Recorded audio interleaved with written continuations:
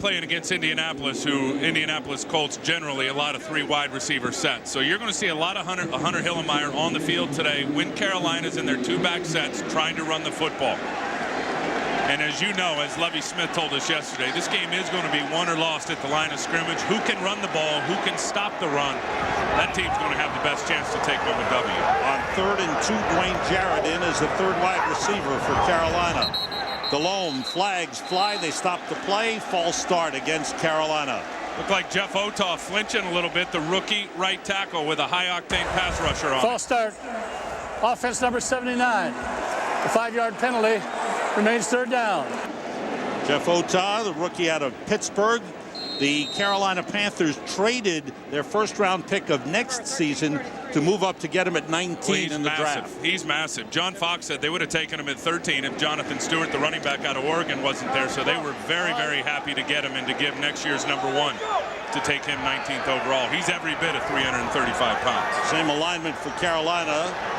On 3rd and 7 now, Delhomme out of the shotgun, blitzed by Brown, and he was hit as he throws incomplete.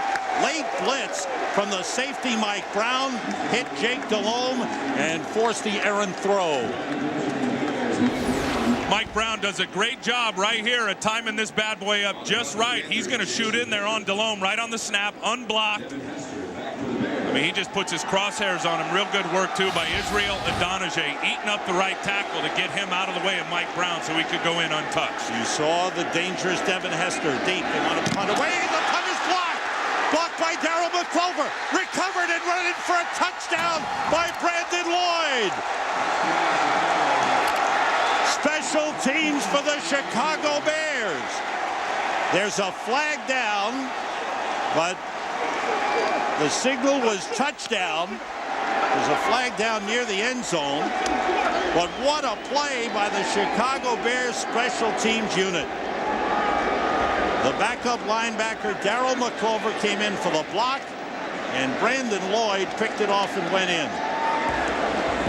After the score, personal foul, unnecessary roughness. Number 36 of the receiving team. Touchdown is good. 15-yard penalty will be assessed on the kickoff. That's on Brandon McGowan. He's right here, and Sam, it looks like he just goes right by Nick Goins, who's supposed to kick out to block him.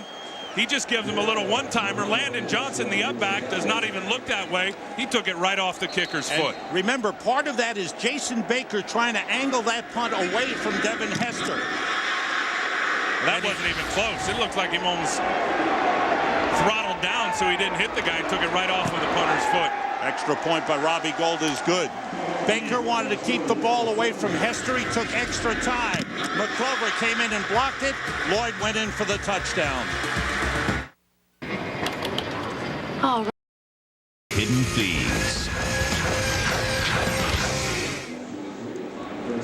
Talking to Lovie Smith about keys to the game, and he said special teams make a big play. He said you have to have it. He said with so many, even when you look at these teams in the parallels, he said it's like looking into a mirror. He said if we can make a play on special teams, either in the kicking game or in the return game, it's going to give us a big advantage to try to find a win. Under Lovie Smith, the Bears have had 32 returns for touchdowns, second time after a block punt. Dave Tobe does a great job with the special teams here in Chicago. Now, because of the penalty to Brandon McGowan, the Bears will kick off from their own 15-yard line. Jonathan Stewart has moved up to his 15, along with Dante Rosario for the return. Stewart, the rookie out of Oregon.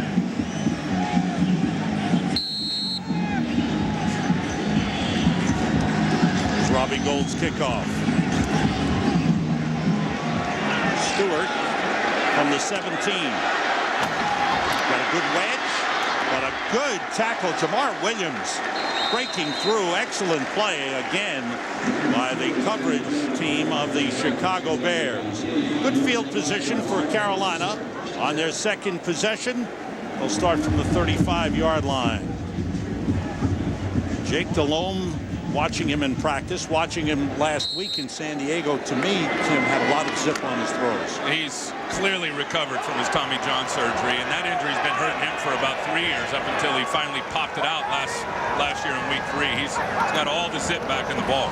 Angelo Williams cuts it back. The Bears are there. He's trying to fight off the tackler. Charles Tillman got about 1.5 yards on the play.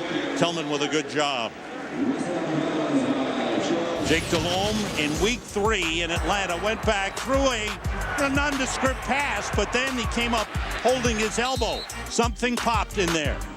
He went out, had big-time surgery. They fixed 4 things. Look at that scar. Ligament in the elbow, hole in the forearm muscle, floating bone, and a bone spur. Now he's pain-free. 2 tight ends in. Rosario and King. This is Williams. Nice hole. Brought down by the safety, Kevin Payne. Just short of the first down line. It's going to be a 3rd and 1. Nice run. Good blocking up front for the Panthers. And you watch the Bears, you're going to see this all day, mugging up at the line of scrimmage. Urlacher and Briggs, and this one's going to come straight downhill, right in the gap where Lance Briggs should be. You see the right guard, Kedrick Vincent, just pushed him out of his gap integrity. Marcus Harrison right there, 94, gets chopped down. That's why you got the crease for D'Angelo Williams. 2 tight ends. Jonathan Stewart in for D'Angelo Williams. Stewart moves up. It's Brad Hoover, the fullback, and he's got a first down. Straight ahead power of the veteran fullback, Brad Hoover, in his 9th year out of West Carolina. He's just a solid football player. And I think when they have to, this is their power side. Number 68, Kedrick Vincent and Jeff Otaw. Watch the push right here as they come off the line of scrimmage. And here's Otaw now. He's 6 yards down the field. That's easy pickings for a 2 or 3 yard gain. Jeff Otaw listed at 330. I believe he goes a little more. 3 wide receivers in now. You going to make that call on your own? No, I'm going to tell you. Wayne Jarrett in as the 3rd wide receiver. Muhsin Muhammad in motion. And a timeout called by the Bears just before the snap. Timeout. Chicago. They're first. Lovie Smith's team off to a good start with their special teams, looking for some help on defense. Today's game on Fox is sponsored by Budweiser. Reach for the perfect balance of flavor and refreshment. Budweiser, the great American lager. The Misters are working very, very hard on the sideline to keep the players cool on this hot, humid day. Muhsin Muhammad back in Carolina after 3 years with the Bears. Jonathan Stewart following Brad Hoover. And a good tackle up at midfield. Short pickup. Muhsin Muhammad, after 3 years in Chicago, re-signing with Carolina as a free agent. He spent 9 years here, well respected by players on both teams. Well, talking to Brian Urlacher, talking to a lot of the players, talking to Ron Turner, the offensive coordinator in Chicago, they said he was a great teammate, and just his practice habits are ridiculously strong. And I know they're so happy to have him back here in Carolina. On 2nd and 9, the flags fly. They stop the play. Delhomme disagrees, but it's a false start. Jake Delhomme pointing towards Chicago. False start. Offense number 47. 5-yard penalty. Remains 2nd down. That's on the tight end, Jeff King. And those pre-snap penalties will kill you. I mean, all the things that aren't even, during the play, or you come up to the line of scrimmage, that's 2 already. 1 on Otaw, 1 on Jeff King. Now 2nd and 10 becomes 2nd and 15. Panthers are without their top wide receiver, Stephen Smith, serving the 2nd game of a 2-game team suspension. He cannot be around the team. He will rejoin the team tomorrow. Muhsin Muhammad in motion. Off the play fake, the blitz. Quickly out to Muhsin Muhammad. Slipped one man, fights his way for about 2 yards. Bears had it well covered. Brian Urlacher with the tackle of his good buddy that they used to go hunting on Tuesdays. Good friends. And again, as Urlacher said, the guy was a terrific teammate, a great guy in the locker room and on the practice field. The Bears will want to do that in terms of giving you that throw in the no-cover zone. And that's 0 to 5 yards. They call it level 1 of the passing game, and then they'll just rally up and make tackles. The integrity of their defense is not broken. They like it when you throw it right in front of their tackling linebacker. Have to get to the 41 for a first down with 3 wide receivers in. Delhomme in trouble, and Alex Brown with the sack.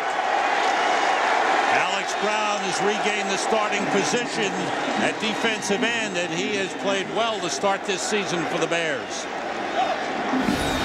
Well, and this time you'll see the Bears do run their cover 2. Urlacher's going to bail right to the middle of the field. I mean, here's DJ Hackett over here on Charles Tillman, who really played well last week against Indianapolis. And then there's the sack right there. Bull rush from Alex Brown. Jake's got nowhere to throw. He cleans it up with the first sack of the day. Now the punt by Jason Baker. He gets this one away. He angles it to the sideline, keeping it away from Devin Hester. He punts it out of bounds. The Bears will start from their 12-yard line. The Panthers punt again, and again Baker toward the sideline, but this time Hester plays it. Picks up a block. Here he goes. Flag down behind the play. Couple of flags. Hester returns to the 34. Anytime he touches the ball, he is a threat to go all the way, and that's why the Panthers had tried to keep it away from him. While we were away, both teams had their other units on the field. Bears offense was on. During the return, illegal block in the back, number 87 of the return team. 10-yard penalty, first down. Kellen Davis, the rookie out of Michigan State. You'll see him right there hitting Al Diggs in the back. I don't know how much help that was to free Devin Hester, man. Is that dude quick when he gets in those little creases? So they made Carolina punt again because of a late flag. They set him back 5 yards, and now because of the Bears penalty, they start from their 11-yard line. The first time they've gone on offense. Kyle Orton at quarterback, Matt Forte, Jason McKee in the backfield. And they stop the play with flags everywhere. Crowd is loud in that portion of the field, and the Carolina players are urging them on. Full start. Offense. Left guard. 5-yard penalty. Remains first down. The left guard is the second-year man, Josh Beekman, number 67. So the Bears set back to the 6-yard line. First and 15. And here is Matt Forte, and nothing there. Strong play up front. Time for an update on the Giants and the Rams. Let's go to Kurt Menefee. Maybe the beginning of another long day for St. Louis. Not much pressure on Eli. No coverage on Plexico Burress. That's a 33-yard score, and just like that, Giants on top of the Rams, 7-0. Back to Sam, Tim, and hopefully a dried-out Chris Myers. That's right. Thanks, Kurt. Giants, Eli Manning hit 10 passes to Plexico Burress in their opener. Hester and Lloyd, the wide receivers. Bears back on their own 4-yard line. On second down, a pump fake. Orton throwing deep. Nice adjustment by Brandon Lloyd. Beautiful catch. And he is down at the 36-yard line. He was one-on-one against Ken Lucas. A 32-yard pickup. What a play here by Brandon Lloyd. This is what this guy can do, because Lucas is in real good coverage. He's using the sideline. He's man coverage. Brandon Lloyd, it's underthrown. I don't think he intended it to be that fly stop route. It was just an underthrown ball, and Lloyd adjusted and went back and got it for the big first down. Brandon Lloyd, after 2 years in Washington, coming to the Bears as a free agent. Matt Forte gets up to the 38-yard line. What a debut for Matt Forte, the second-round draft pick out of Tulane. He said he had realized a dream when he was in Indianapolis last week, and he said he had to calm himself down before the game started. I couldn't believe how big he was. I mean, every bit of 6'2". You don't see a lot of 6'2" running backs in this league that have the quicks into the hole that he does. Orton changing the play on 2nd and 7. With time out of the backfield, the fullback, Jason McKee, and he's up to the 44-yard line. John Beeson, the middle linebacker, with the tackle. Last week in Indianapolis, what a debut for Matt Forte, the rookie out of Tulane. He rushed for 123 yards, including this 50-yard touchdown run.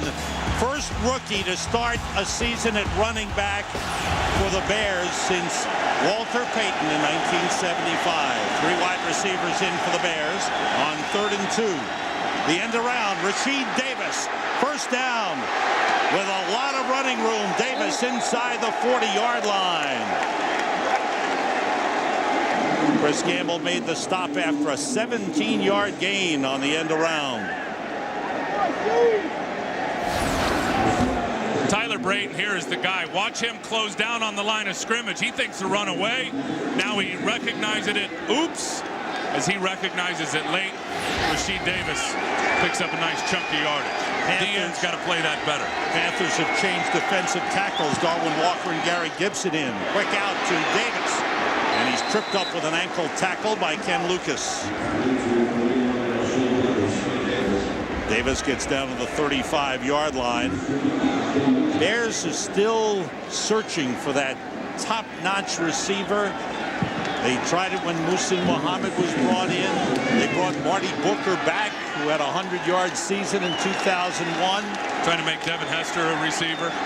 They don't know who their #1 is yet. It's going to be a work in progress as this season goes on. Last week, Orton found 8 different targets in that football game against Indy. He's 3 for 3. Nice hole.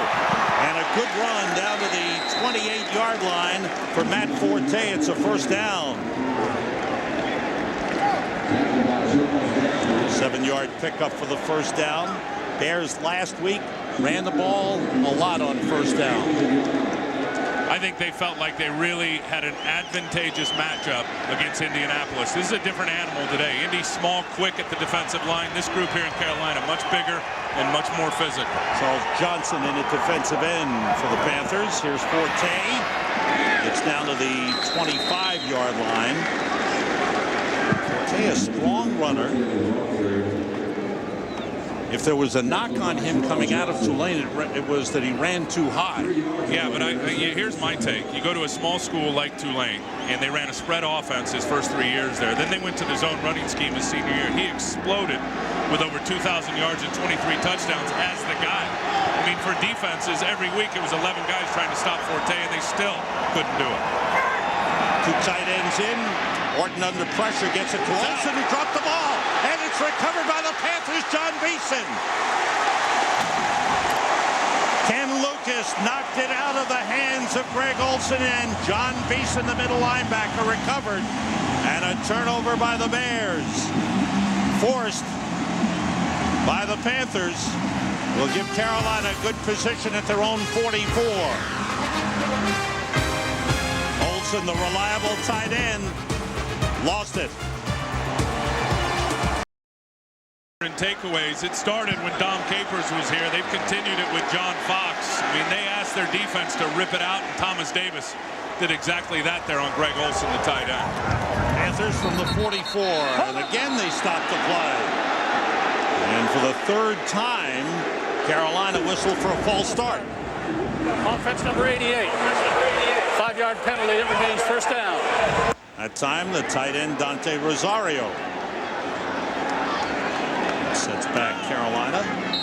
Bears had a good drive going, 66 yards, started from their own 11-yard line, actually backed up to their own 6 after a penalty. And the turnover cost them. Bears with a lead on the block punt and return for a touchdown. D'Angelo Williams slipping a tackle, taking a hard hit at the 42-yard line. Let's check out the Packers and the Lions. Kurt, what's happening? Well, it's a nice play if you're a Packer fan. Aaron Rodgers evades the rush and then finds James Jones for the touchdown. And just like that, Packers on top of the Lions, 7-0. Sam, Tim, and Chris. Thanks, Kurt. Can't be happy in Detroit. Bad start for them, but Aaron Rodgers looking good. See him get his first Lambeau leap on Monday night. He didn't make it in. On 2nd and 12, Williams picks up a block of Diedrich Vincent, but a good tackle by Hunter Hillenmeyer, and Kevin Payne stops him before he turned the corner. They really like Kevin Payne, number 44. Young player, had a broken arm last year. I think in retrospect, they wish they would have kept him up on the roster rather than putting him on injured reserve. You just can't replicate game reps on Sundays, but he's a big hitter. And you could see there as he came back from the deep safety spot to get D'Angelo Williams for a minimal gain. Passing situation, Israel Adonijah comes in on the defensive line. Brandon McGowan, 5th defensive back. These are where those pre-snap penalties kill you. 3rd and long again for Carolina. 3 wide receivers and the tight end. The pass deflected away at the line. There's a flag on the play. May have been an illegal motion on the play. Brian Urlacher blocked the pass. And you can see how upset Jake Delhomme is. Illegal formation. Offense. 6 men on the line of scrimmage. Penalties decline. It's a 4th down. Sloppy game so far for John Fox and his offense, Sam. You got to have 7 guys at the line of scrimmage for it to be a legal formation. That time only 6, and I think it was Adonijah that got that arm up to bat it down. Devin Hester is deep. Baker just gets this one away. Good high punt. Hester waits, looks, takes it at the 10. Looking for a lane, and it's well covered this time. Late flags now go down. Couple of flags. 46-yard punt, a 3-yard return for Devin Hester. This one's on Chicago again with an illegal block. 2 opportunities to return a punt, 2 penalties. During the return, illegal block in the back. On the 36, the return team.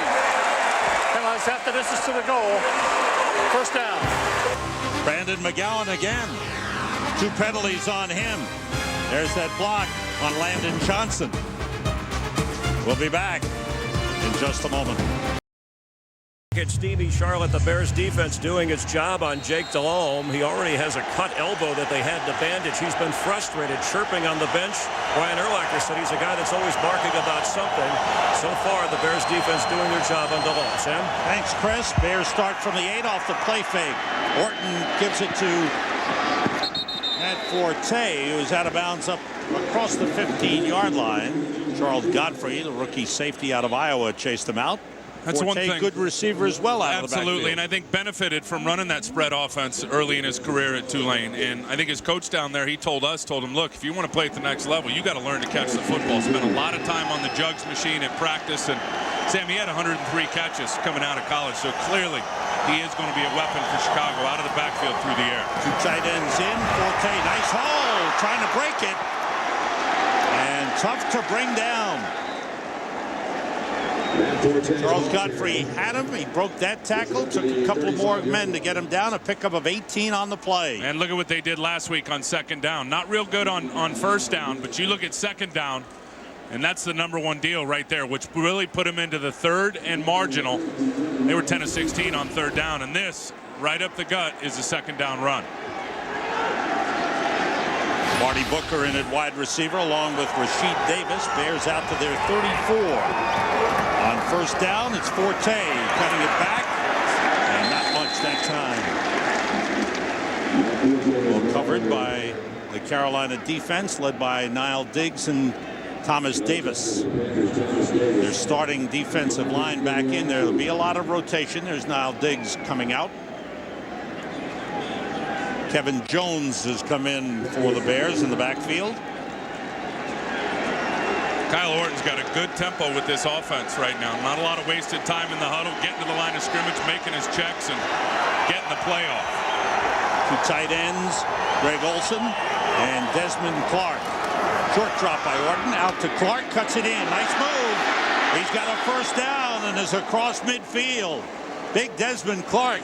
He's got a nice little move there. He's an underrated tight end. And you see who they went after. They went after Landon Johnson, who just came in the field for Niall Diggs. They split Desmond Clark out wide. He breaks a tackle, picks up big yardage. Punt block, run in for a touchdown. Bears have a 7-0 lead end of the quarter. Chris Myers here in Charlotte as we start the 2nd quarter. Bears offense has looked good. They've got 2 tight ends in. Orton with time, going deep, and overthrows Brandon Lloyd. First incompletion for Kyle Orton in the game. He hit his first 6 before that throw was too long for Brandon Lloyd. I told you he had a good rhythm going. He's got a good tempo going with this offense, and not only 6 for 6 to start the game, but 6 different targets.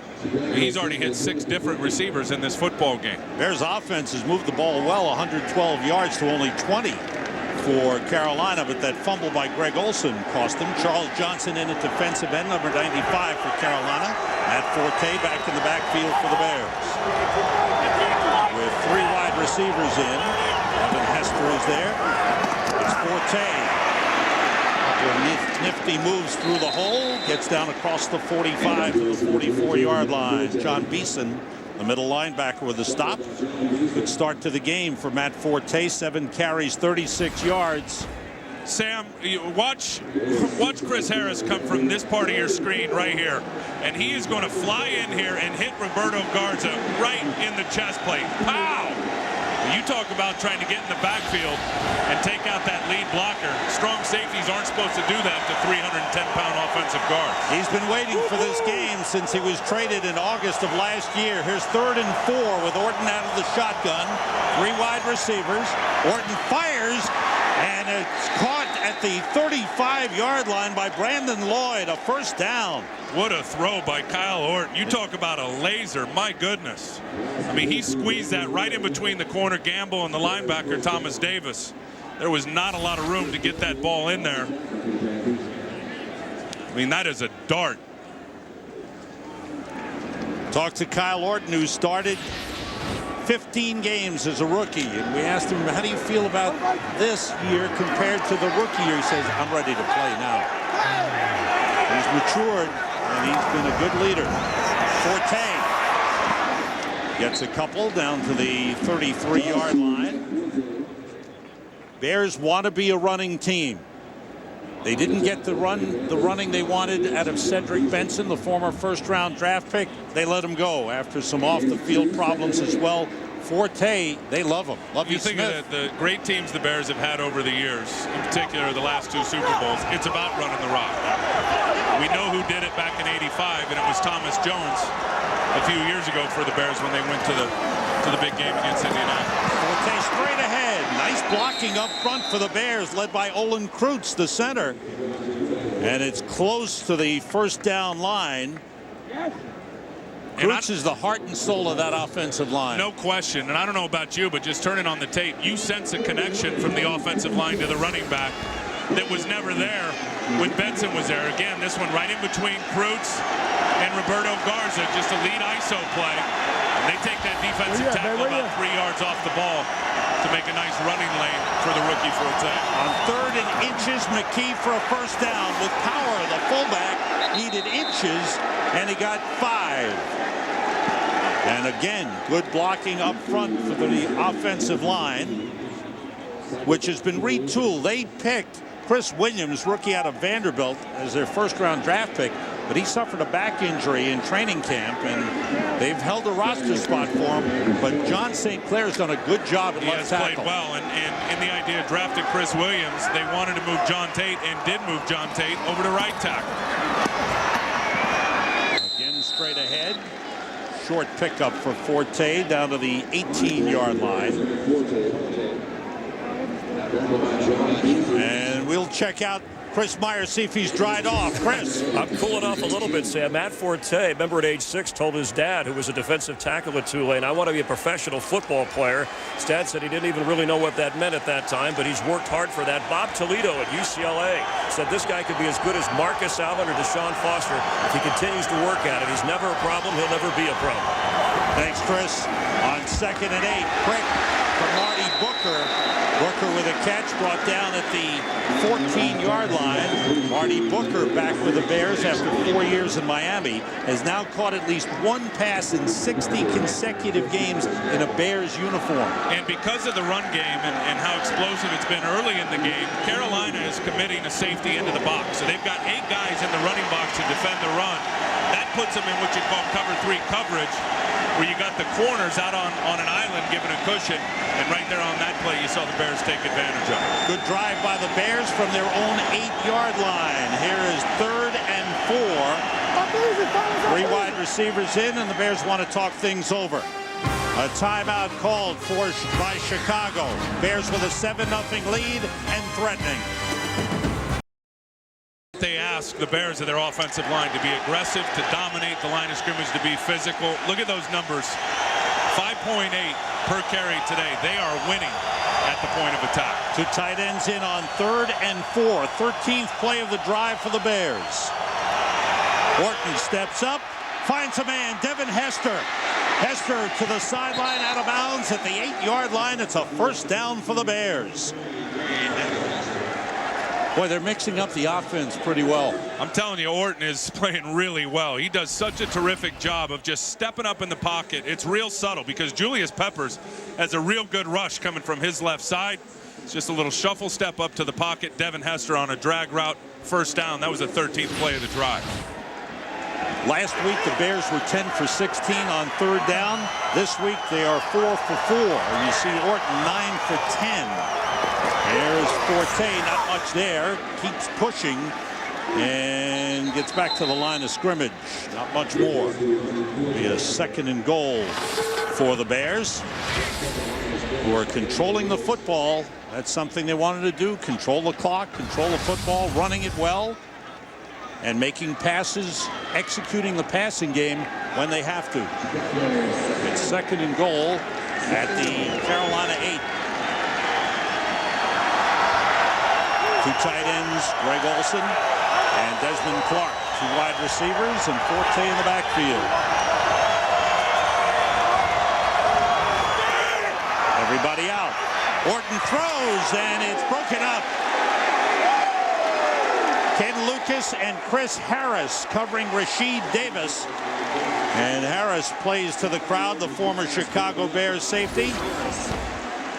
And they only rush 3 guys. They drop 8 into coverage, so they're going to bracket Rashid Davis right there. He's in between Kenny Lucas and Chris Harris. They both laid a pretty good hit on him. It was Kenny Lucas, though, that got the hand in and deflected the ball before Rashid Davis could catch it. Charles Johnson in the defensive end for Carolina.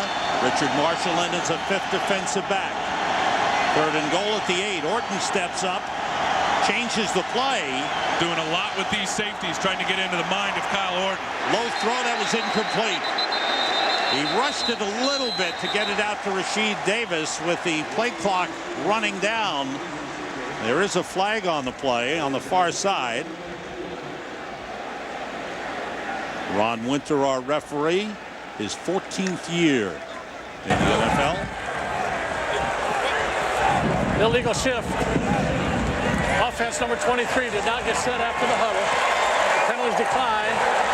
This is 4th down. So after the Bears get to the 8-yard line, Panthers come up with a couple of good defensive plays, and Robbie Gould comes out for the field goal try. The 26-yarder out of the hold of Brad Maynard. Pat Manley is the long snapper. And the kick is right through. Bears offense has been eating up yards, 154 yards, but they've only put 3 points on the board. Still, it's a 10-0 lead. The Carolina Panthers special teams receiving unit. A lot of key guys. Nick Goings, the captain of the special teams unit. Robbie Gould to kick off, and the ball falls off the tee. Did Chris Myers do that from the sideline? Just trying to cool things off. It's a different animal when that sun comes out down there now. It's kind of patchy. Boy. I mean, the sun will be behind the clouds, and it'll peek out, and it's like the temperature from being down there early in the game. And you wonder about 10 degrees when that sun comes out. You have to wonder about Carolina's defense. They've been on the field for 25 plays. Bears defense only 12. Almost double in time of possession for Chicago right now over Carolina, Sam. Gould's kick taken on the run back by Dante Rosario, the tight end, that he's brought down short of the 20-yard line. Good kickoff by Gould. Dan Connor, the rookie out of Penn State, working hard on special teams. Doctor is back. The Emmy-nominated House returns with an all-new season premiere at a new time, Tuesday at 8/7 Central, right here only on Fox. Viewer discretion is advised. Hugh Laurie, he's the best. Carolina from the 19. Straight ahead with D'Angelo Williams. Gets about 2 yards on the play. Carolina's had 2 3-and-outs in 3 possessions. Tell you, they love Dusty Dvoracek inside. He makes this play happen with his penetration. I mean, he'll get up inside there, force a little cutback from D'Angelo Williams right into his help with the linebacker. Hurry up offense for Carolina. Bears jumped across the line and initiated contact. Neutral zone infraction. Defense number 30. Moving into the neutral zone to cause the offensive false start. 5-yard penalty. Remains second down. That's on Mike Brown, the safety. Another man that the Bears are happy to have back. Dvoracek is in his 3rd season with the Bears, but this is only his 3rd NFL game. From He's been coaches to players, they love that dude. Yes. In terms of his nastiness. He's got a mean disposition. He's just a very, very good football player. Good to see him on the field. Loaded backfield. Here's D'Angelo Williams with a good hole up front. And a first down. We go to Kurt Menefee for an update on the Packers. And an update on Aaron Rodgers. Completed 80% of his passes last week. Today he's 14 of 17 with 3 touchdowns, including that 29-yarder to Jordy Nelson. It's 21-0. Thanks, Kurt. Once again, up-tempo for Carolina. Now Delhomme steps back. Changes the play. First down for the Panthers at their own 32. And here's D'Angelo Williams again, and the Bears are right there to stuff him. Maybe a gain of a yard, led by Dusty Dvoracek, the man that Tim Ryan talked about, number 98. And what you want to do is if you're an O-lineman, you want to get 98 off his feet and chop to the ground. Watch how he uses his hands here.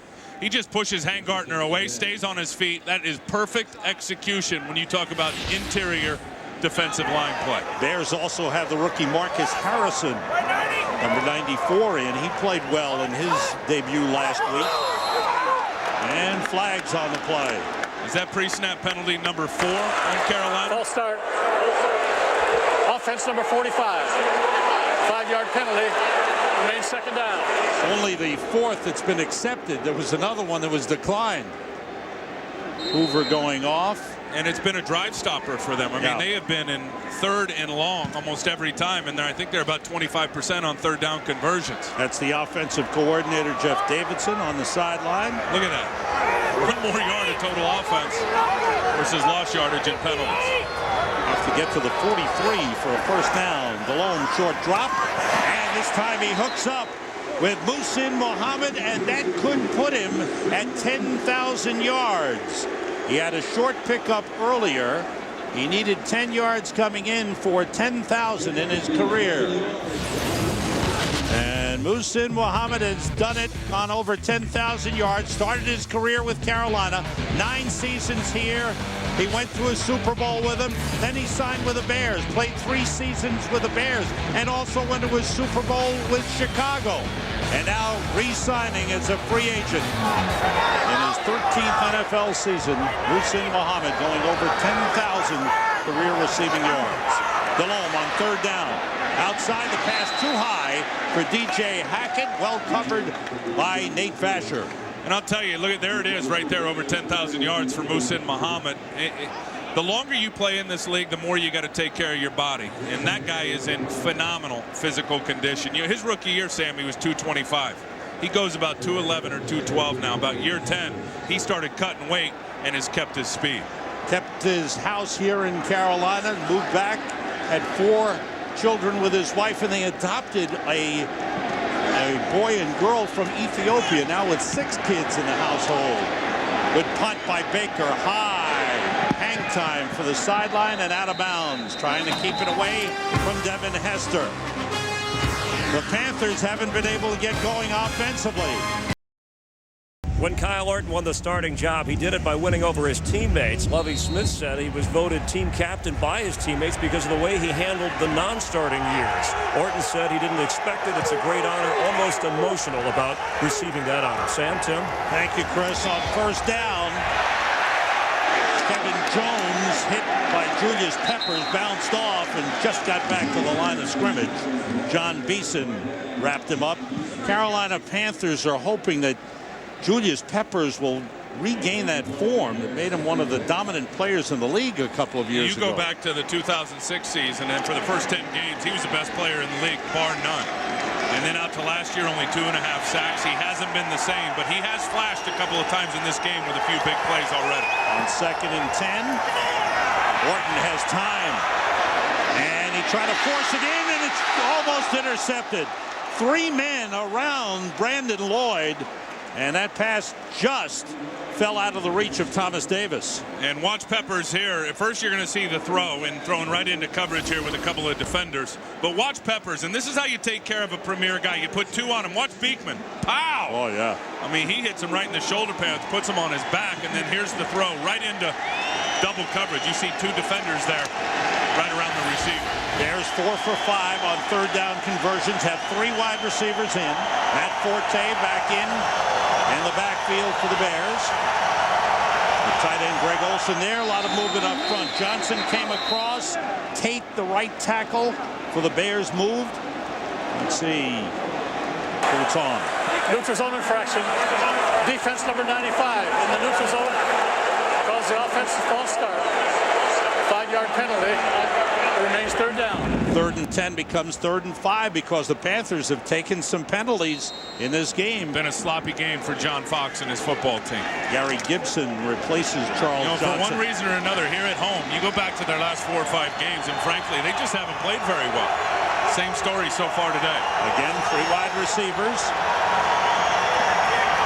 Orton steps up quickly, pointing out a possible blitz.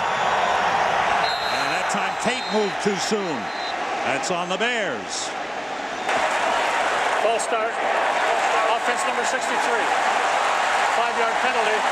Remains 3rd down. They say Roberto Garza moved before John Tate. So back to 3rd and 10. Each team with 6 penalties thus far in the game. And again, I think exactly like we talked about in the open for what they want on their defense. Very aggressive. Guys are jumping at the line of scrimmage, showing blitz, bouncing out, and as this offensive line on both sides, a little edgy. Still 3 wide receivers in. Pressure from Peppers. They've got him.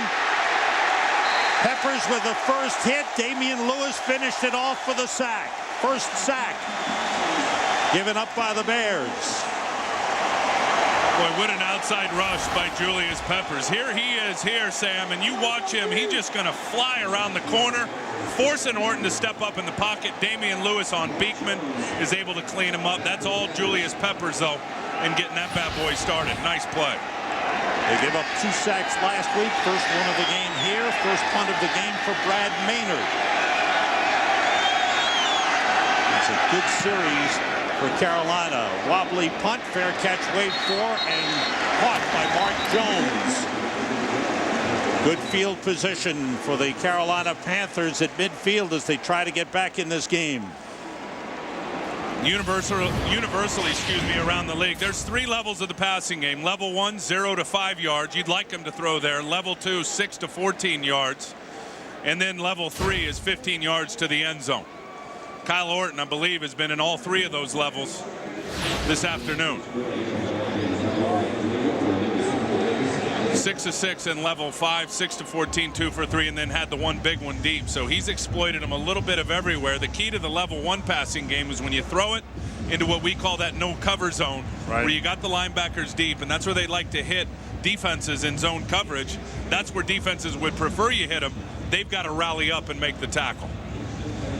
There's Julius Peppers. We talked about him for years. 4 of his first 5 years in the league, he was in double figures in sacks. Dominant player. You had a game plan for him. Look at this game against Cleveland. He was everywhere. 7 tackles, 7 quarterback pressures, a sack, a forced fumble, a fumble recovery. That season he had 13 sacks. He can do everything. When he's got his head right, and we've seen a couple of instances of it today, I really believe when he's confident from the neck up and is enjoying playing the game, he can be one of the best. Because athletically, he's got the quick twitch. He's 6'6", 6'7", 285 pounds, and can fly. Did not have a good season last year. We go to Chris Myers along the sideline. Chris. Well, Sam, the cloud cover does make a difference in terms of the heat, as Tim Ryan mentioned moments ago. Also, the misters that they have pointed in the fans towards the bench area. It's at least 10 degrees cooler for teams when they come off on the bench. But having examined the players on both sides so far, the tough interior line play, I should say, these guys are holding up well conditioned so far, even though the heat index is extreme out on the field, up above 110. I want to see you with a towel around your neck, Chris. Just a little Gatorade ice water, I'll be all right. Panthers start from the Bears 47 with D'Angelo Williams and Brad Hoover in the backfield. King motions. The play fake. DeLome puts it up for DJ Hackett. Nice adjustment on the play against Charles Tillman. And there's a flag on the play back at the line of scrimmage. Illegal formation. Offense. 6 men on the line of scrimmage. 5-yard penalty. Oh, man. Repeat first down. John Fox can't understand it. That kills a great play. It was a 23-yard pickup.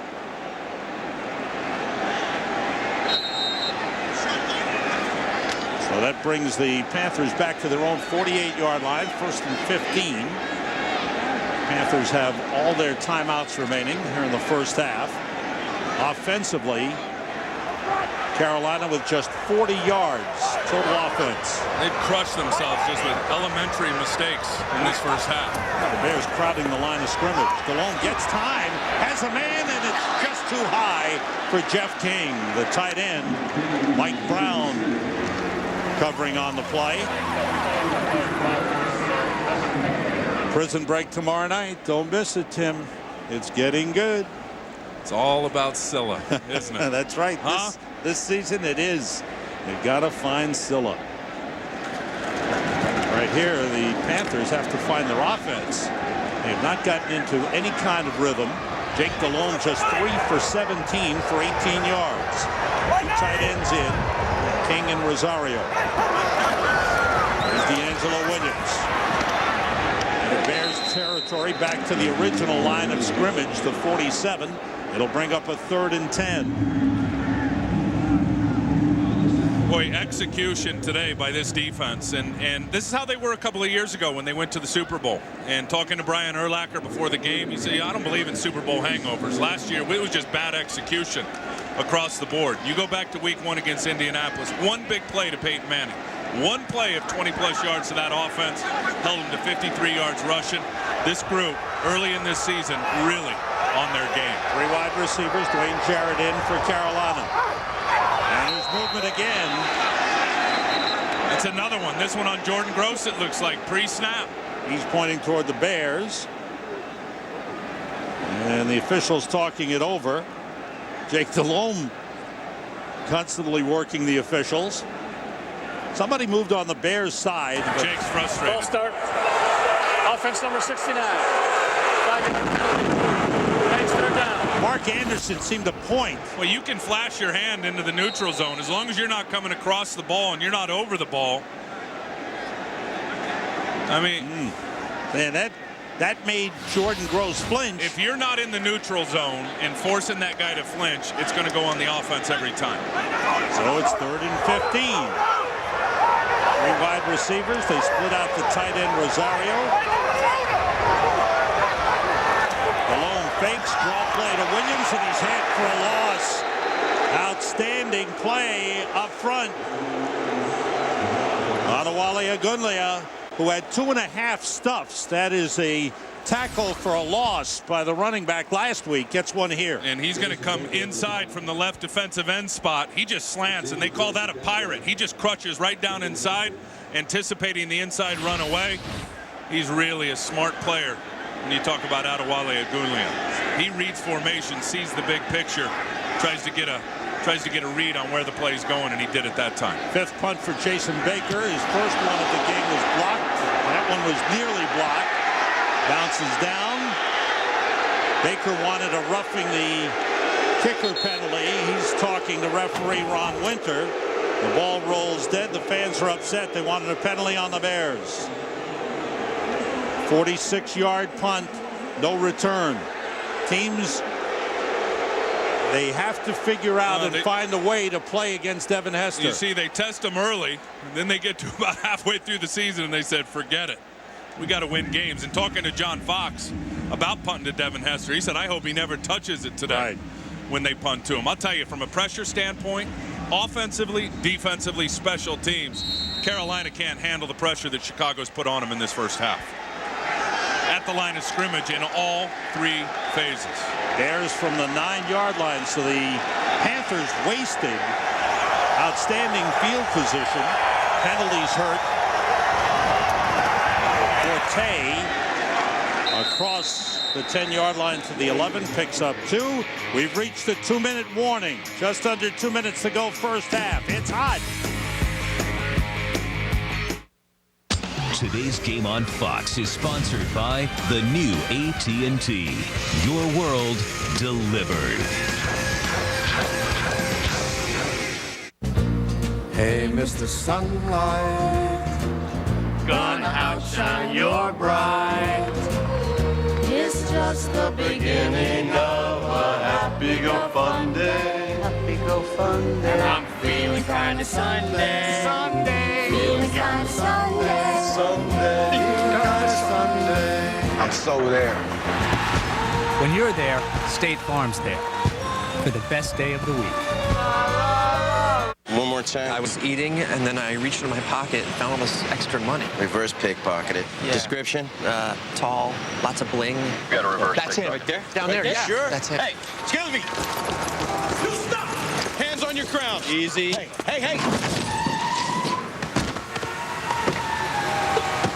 Are you okay? Hey. Beware, this man could put extra money in your pocket. Grab a new BK wrapper morning, noon, and night. The King's got all-day value, all wrapped up. Mom, can we go sit at the kids' table? Go ahead. I better go keep an eye on him. It's kind of empty in here. Yeah. Interesting. The all-new 2008 Chrysler Town & Country. Anyone for dessert? Everything you want in a minivan. Everything. Chrysler. FedEx presents the Air and Ground NFL Players of Week 1. Philadelphia's Donovan McNabb threw for 361 yards and 3 touchdowns in the Eagles' victory over the St. Louis Rams. The Falcons' Michael Turner ran for a team record 220 yards and 2 scores, leading Atlanta to a win over Detroit.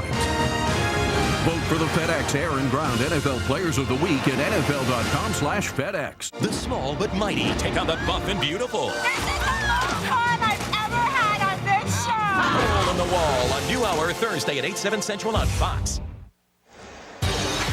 Pennant races on Fox. Saturday baseball. The Cubbies looking strong in the NL Central. Take on the Cardinals. Brewers lead the wild card in the National League. They play in Cincinnati.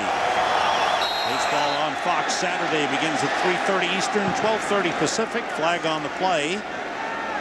Ron Winter. False start. Offense number 37. 5-yard penalty.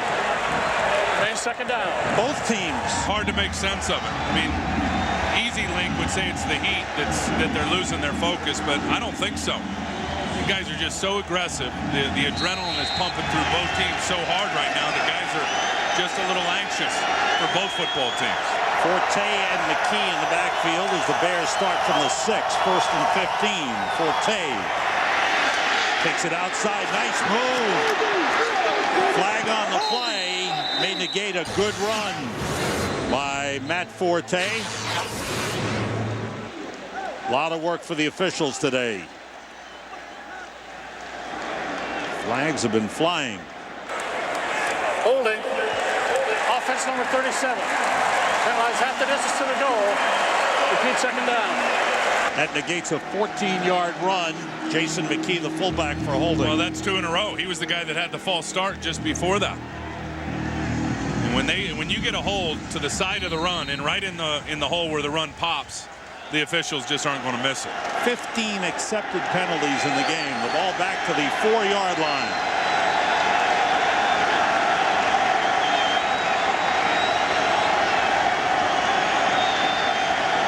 There's Forte again behind McKee, and this time he's wrapped up as he got to the 5-yard line. Good work by the Carolina defense, led by Thomas Davis. He's really going to benefit, says John Fox, of locking into to the open side or the weak side linebacker spot. He's played a lot of Sam linebacker. Remember, he came out, he was a first-round pick. He was a safety in college. Right. They moved him to linebacker, and when you say Sam linebacker, that's strong side linebacker, which many times locked up over the tight end. Now being a true weak side linebacker, just think Derek Brooks in the Tampa defense. He has now become a run and hit guy who is rarely covered up by an offensive guy, so he can just use his speed and his athletic skills. They think it'll benefit him greatly this season. Carolina using a timeout. They still have 2 remaining. They want to get the ball back, and there'll be some time on the clock for them as they've got the Bears pinned back to the 4-yard line. We've got the Visa halftime report coming up with Kurt, Terry, Howie, Michael Strahan, our new addition this season, and Jimmy Johnson. Scores and highlights, Fox Sports ticker. You get it all on the Visa halftime report. Here's 3rd and long. They have to get to the 19 for a first down. 2 tight ends in. They split Olsen to the left. And Forte straight ahead. Couple of yards on the play, and the Panthers will get the ball back. Again, penalties affecting both teams. The Bears never got going. First time these 2 teams have met since the 2005 season, and the regular season, the Bears beat the Panthers, but then in the playoffs in Chicago, it was Jake Delhomme and Steve Smith. Smith caught 12 passes for 218 yards and 2 touchdowns. Delhomme threw 3 touchdown passes in the game and threw for over 300 yards as Carolina beat Chicago. And I don't think you can talk about it enough. The decision that Marty Herney and John Fox made in the preseason to set down Steve Smith for a team fight for the first 2 games. It takes a lot of courage to put your best player on the bench for 2 big opponents to start the season. Second punt of the game for Brad Maynard. Steve Smith will rejoin the Panthers tomorrow. Good high kick. Mark Jones at the 45. Good return for Jones. And he goes out of bounds, stopping the clock, out of bounds at the Bears' 25-yard line. Excellent return for Mark Jones. And we go down the sideline to Chris Myers. Sam, owner Jerry Richardson supported that tough move, suspending his best player, Steve Smith. And the Panther teammates, they took the high road, but Smith was actually out golfing near Asheville, North Carolina last week, catching the dramatic win in San Diego by his teammates on the radio. His punching of teammate Ken Lucas, of course, it could either bring a team together or separate a team. And Ken Lucas was telling me before the game, he said, you know, we needed to take the high road because we want to stick together. He said it wouldn't have been good for me if I wouldn't have forgiven him. Thanks, Chris. Panthers at the Bears 24. Blitz coming. Delhomme wings it out, and Rosario, who had slipped, gets up and catches the ball at the 17-yard line. Nice play by the tight end, Dante Rosario. Real athletic play, haven't slipped, as you said, got back up, still kept his concentration to make a 6-yard gain. 2nd and 4. Panthers have 1 timeout remaining. Delhomme. This time he gets time. The pass, I don't know if it was tipped or slipped out of his hands. I think it may have slipped out of his hands with the heat and the humidity.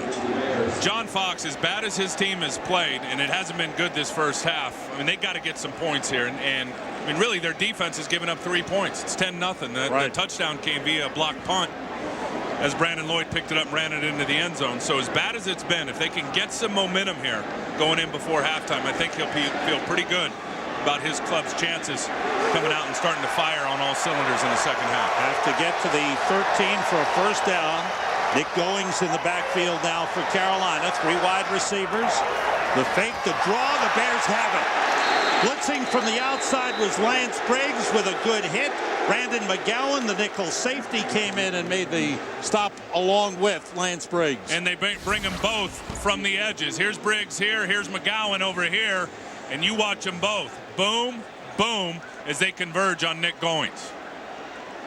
So now here's a 4th down play, and the Panthers send out the field goal kicking unit with John Casey, the only original Panther still here, an original Carolina Panther. John Casey in his 18th year in the NFL. Yeah, letting that clock chip away so that the Bears won't have any time after the field goal to do much offensively after the return. It's been a strange first half. The Bears have moved the ball well offensively. They have 151 yards, but the offense has only put 3 points on the board. Again, as bad as it's been for John Fox and his football team, they got to feel good about this being a 10-point game, really. It's been sloppy for both teams. The pre-snap penalties have been brutal. Give the Bears a lot of credit for the pressure at the line of scrimmage. They've won the game at the line of scrimmage on both sides of the ball so far. Bears deferred on the coin toss at the start of the game. They'll get the ball to start the second half. Right here, John Casey, 37-yard field goal try out of the hold of Jason Baker. The long snapper is Jason Kyle. The kick is right through. Casey, who was 4 for 4 last week in San Diego, now 5 for 5 on the season. He was 24 for 28 last year. He is a very accurate field goal kicker. The aggressive style of this defense has been everywhere. They call it the mug-up look. And, I mean, they've got everybody at the line of scrimmage in the gaps. And what it does is it forces the offensive linemen to show their hand right away, commit to the block to try to get Urlacher, to try to get Briggs, McGowan, try to get these guys. It frees up Tommy Harris to one-on-ones. The negatives, linebackers can get caught up in the wash with any of the perimeter run game. And, of course, the second-level passing right behind it. Carolina has not been able to exploit those areas today. The Bears have had the better hand with that mug-up defense. And now that's Bob Babbage, the defensive coordinator. He's much more aggressive, in my opinion, than Ron Rivera was when he was here. When he was the defensive coordinator, you saw a lot more of the traditional 4-3 with the cover 2 zone behind it. Now we'll see how Carolina plays it on the kickoff. First time they've kicked off in this first half. It's Reese Lloyd, who is a kickoff specialist. He's got the strong leg. He was picked up on waivers last year. And there is Devin Hester back in his end zone. Last week, Lloyd kicked off 6 times. 4 were touchbacks. They kept San Diego's special teams quiet. And he booms it. Line drive. Hester takes it and brings it out. Looking for an opening. Nick Goings is there for Carolina, along with Quentin Teal, number 26. Good coverage by the Panthers as Hester not allowed to get going. This has been good coverage for Carolina down through the years. Last time they gave up a kickoff return for a touchdown, as you see there, was in 1998. You can build off of that. This momentum, getting a field goal, and then the highlight is stopping Devin Hester. You're going in the locker room with a smile on your face if you're the Carolina Panthers.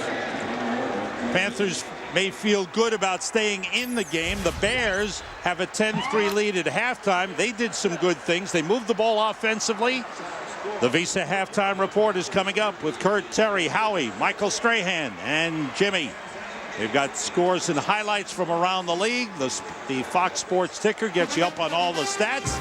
The Bears made a big special teams play. A punt block by Darryl McClover was recovered and caught by Brandon Lloyd. He ran it in for a touchdown. We're at halftime with the Bears leading the Panthers 10-3. Down the Carolina running game. Well, they have. I mean, you go back to last week for Chicago defensively. They gave Indianapolis 53 yards on the ground. I think so far today, and Lovie Smith said it, he said, what scares you about Carolina are those 2 running backs. They've allowed 32 yards rushing on Carolina for Carolina's offense today. 47 yards of total offense.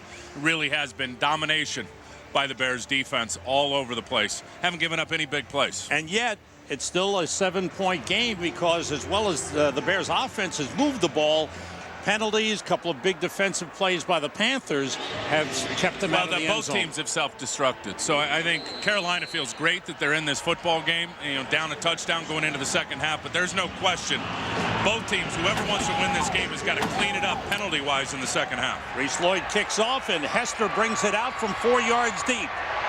Chris Harris, his former teammate, takes him down. Nice play by Chris Harris.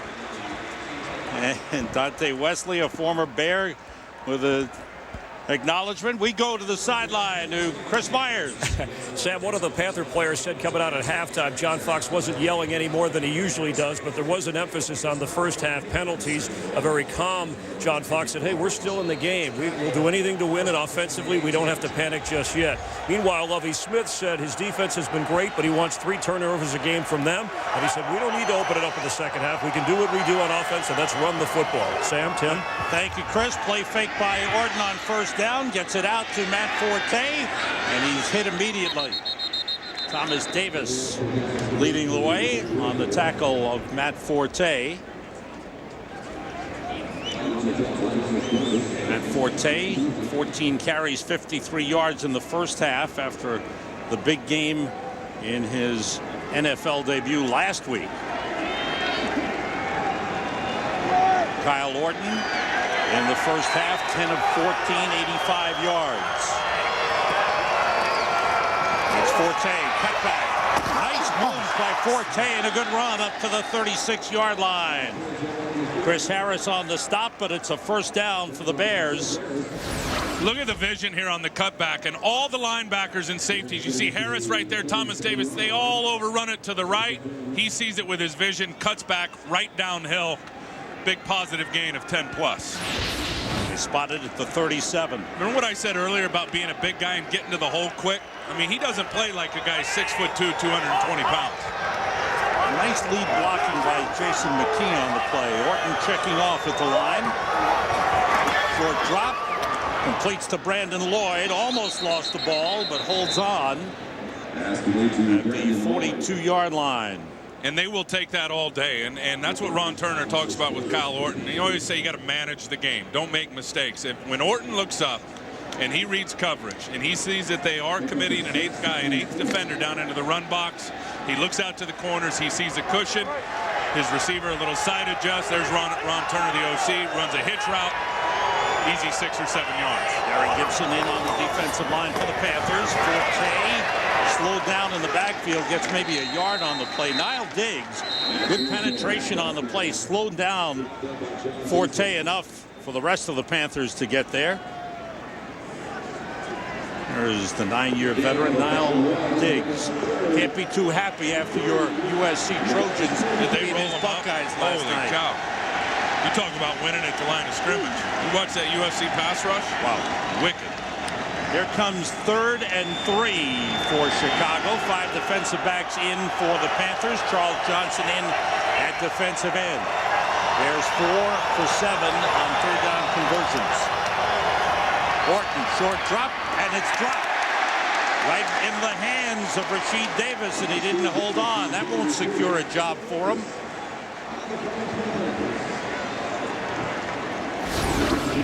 Here's Julius Peppers here. I don't know if he gets his hands up and gets a hand on this or just makes Kyle Orton throw right through. Yeah, he doesn't get a hand on it. That ball should have been caught by Rasheed Davis. Brad Maynard to punt. Mark Jones is deep for Carolina. 3rd punt of the game for Maynard.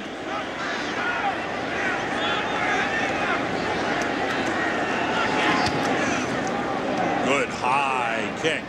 Jones waits for a fair catch and takes it at the 11-yard line. So the Carolina Panthers looking to get the offense going. Man, that looks good. It's a homecoming for Steve Wilkes, the defensive backs coach, and Pep Hamilton, both natives of Charlotte. Pep Hamilton, the quarterbacks coach. Steve Wilkes, 3rd year as defensive back coach for the Bears. Panthers from the 11. Delhomme under pressure. The long pass is caught. A great catch by Muhsin Muhammad. Delhomme was under extreme pressure when he got rid of it. 33-yard pickup. Watch the blitz come this way. Jake Delhomme, bailout throw off his back foot. Muhsin Muhammad just adjusts real good and bending it back inside. Nate Basher thought it was offensive pass interference. Terrific play by Muhsin Muhammad. Best play of the game for Carolina. Pressure again. The ball coming loose, and it's taken away by the Bears. On the move is Charles Tillman, and he's knocked out of bounds by D'Angelo Williams. Now, I don't know if Jeff King, the tight end, ever had possession of that ball. That's my question. Yeah, it wouldn't matter because I don't think it ever touched the ground. That's an interception any way you look at it. Look at the break there by Tillman. He is a takeaway artist. That ball never touches the ground. I mean, it pinballs between 3 or 4 players. And Tillman, who's as good as anybody in terms of takeaways. Well, there's Kevin Payne. He's the guy knocking it out. Then it looked like Daniel Manning came in and got a piece of it, or Brandon McGowan, one or the other. And Tillman's the guy that comes up with it. Mr. Dependable in terms of creating and getting those turnovers. Bears defense does it again. The 23, Forte down to the 20-yard line. Outstanding. How about all the Bears players that were around the ball? That's what I said in the open about swarming to the football. Remember what I said? Swarm is a key word when you talk Bears defense. When you talk about them, it is snap to whistle. And guys do not slow down until they hear that whistle blown trying to get to the football. And good things happen, Sam, to guys that run to the ball for 60 minutes. Marty Booker and Brandon Lloyd, the wide receivers, on 2nd and 7. Blitz coming. Orton. Brandon Lloyd on the catch down at the 15-yard line with Chris Gamble covering. It'll bring up a 3rd and 2 for the Bears. Well, after the big play, the big pass play from Delhomme to Muhsin Muhammad, the turnover hurts the Panthers. Carl Johnson in at defensive end for the Panthers in pass rush situations. How about all the blitz looks by both teams? I mean, these defenses are not sitting back in that traditional zone defense. They are turning up the heat on both sides. 3 wide receivers in. Rasheed Davis. Orton checking off.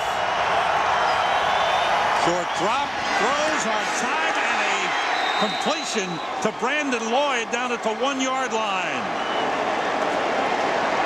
Good timing on this play between Orton and Lloyd. And this is where Kyle Orton has grown. I mean, the coverage is over the top. He's going to backdoor, back shoulder, fly stop is what you call it. There's several names for it.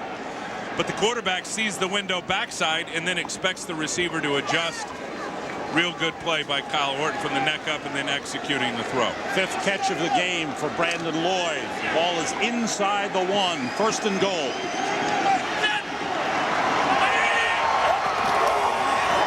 McKee, the fullback, lunging for the goal line. He's in. Touchdown. So the Bears take advantage of the turnover. The defense did the job. The interception by Charles Tillman sets up the touchdown. This is all second effort. And they got McKee stopped right there. He just lunges over the pile. They were so close to the goal line on about the 6 inches away from the goal line. Pile in front of him, lunges over the top for 6. Robbie Gould for the extra point. And the Bears have opened up a 14-point lead at 17-3. The defense sets it up. The offense finishes it off.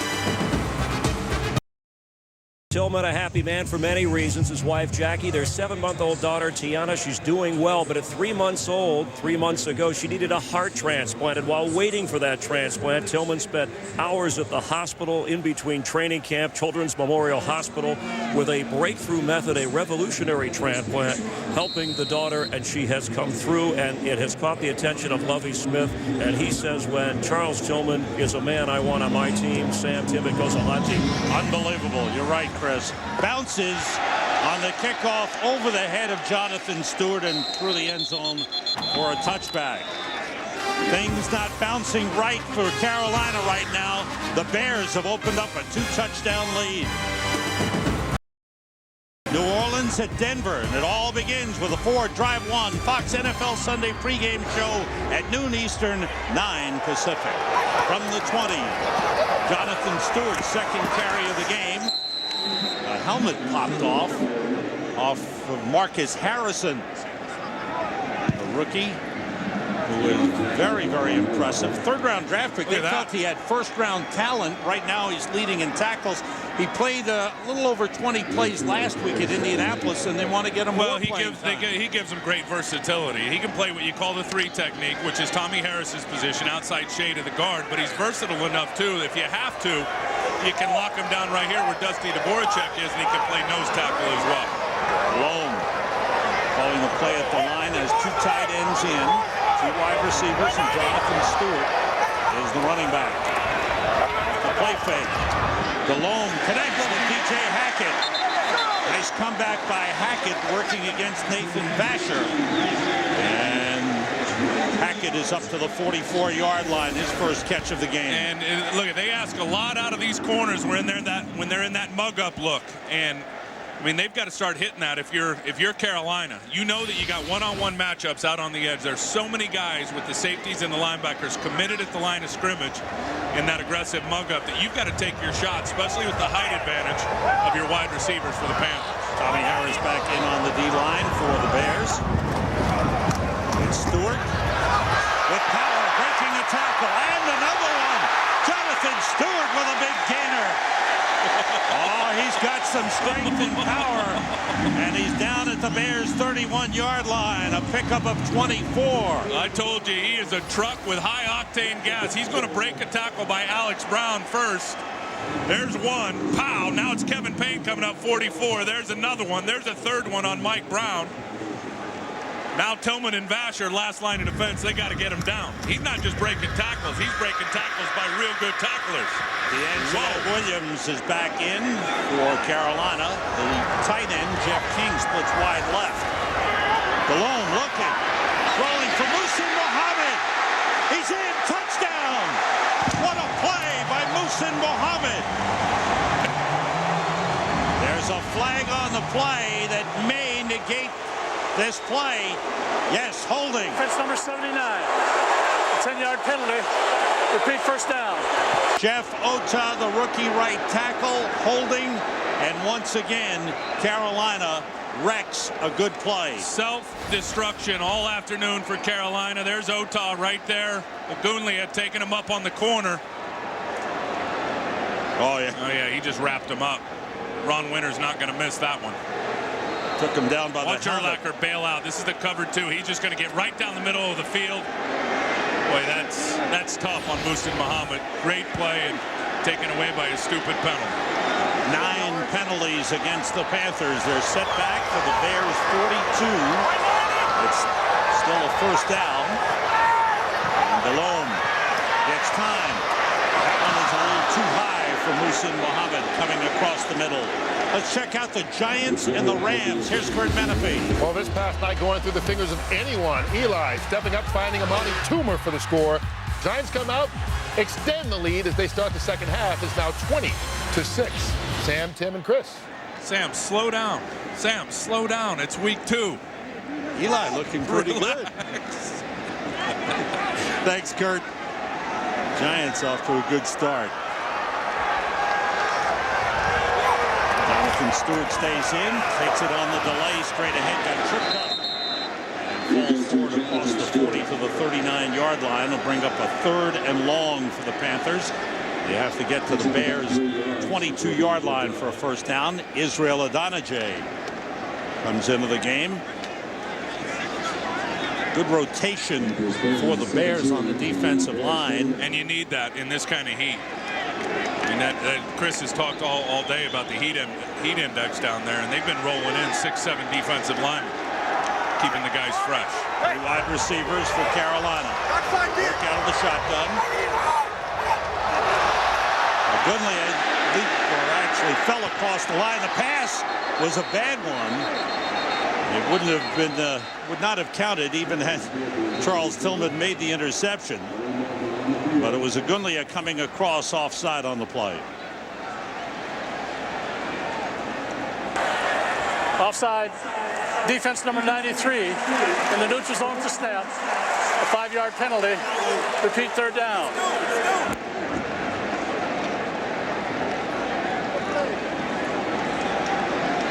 Fans There's a tremendous need to help hurricane victims in the Gulf Coast region. 2 organizations are there in force, the Red Cross and the Children's Health Fund.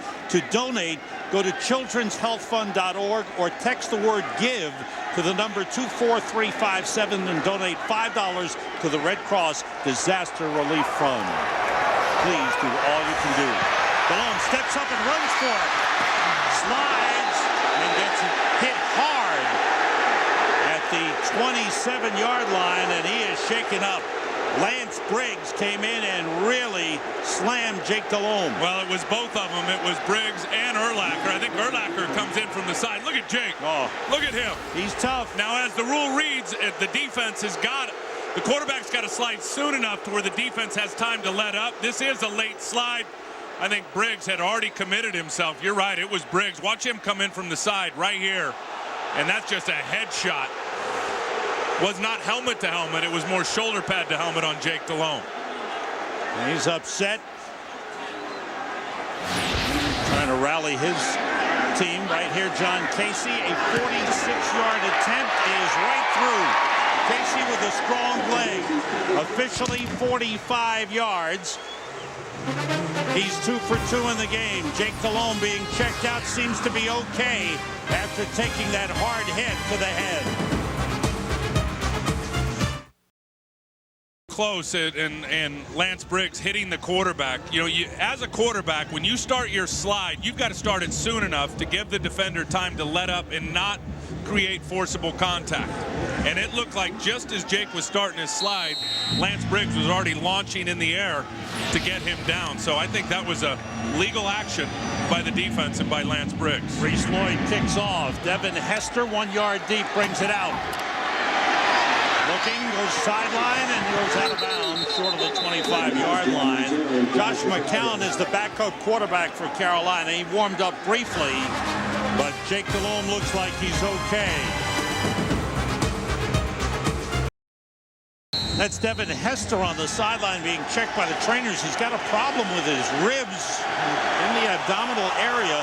Seemed to pull something as he went out of bounds on that last return. Forte and McKee in the backfield, both wide receivers to the right. Off the play fake. Orton felt pressure, got rid of it to Greg Olsen. He dropped the ball again. It's recovered by the Panthers.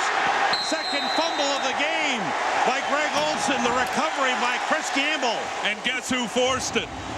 Chris Harris. Oh boy, the man who learned how to do that in Chicago. There it is again. Flat route by Greg Olsen. Chris Harris going to come right behind him. Pop! He's going to punch it out. What a fortunate bounce right there for the Carolina Panthers as it stays in bounds. I tell you, not many better than Chris Harris in knocking it out. He had 8 forced fumbles last season to lead the NFL. He had one last week that led to a touchdown return. What a play. What a play. Now offensively, they've got to capitalize. There's Carolina on the Bears. They got to put a touchdown on the board. You're right. On the Bears 26 with Stewart and Hoover in the backfield. Jeff King the tight end. Jonathan Stewart. Not much there. They wrap him up at the 25. Pick up of a yard on the play. Good job by run defense of the Bears. Chris Harris, we talked to you about the fact that he forces fumbles. First he secures the tackle, then he goes for the ball, and he did it better than anyone last season. What's amazing is how fast it happens, and he doesn't even think about it anymore. It just comes natural to him. I mean, most guys are just thinking secure the tackle. He's thinking get the tackle, punch it out, and it all happens within a split second. Full backfield, and Stewart cutting it back. There's a hole there. Stewart bounces off the tackle attempt by Kevin Payne and gets a first down at the 13-yard line.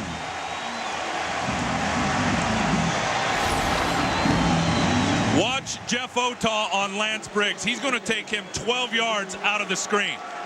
Look at, I mean, he's still driving him. He gets a nice seam right there for Jonathan Stewart and then just blows it wide open with his block. Good pancake block by Muhsin Muhammad out on the edge, wide receiver. That's one thing Moose does very well.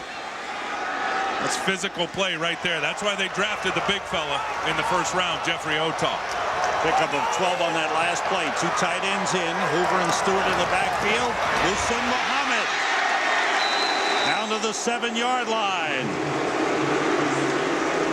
We go to Chris Myers. What's up with Devin Hester, Chris? All right, Sam, just talked to Bear officials. They brought the team doctor and trainer over. Those rib problems you showed are bothering him enough that they are ruling him out for the rest of this game. Devin Hester out with rib problems for the Bears.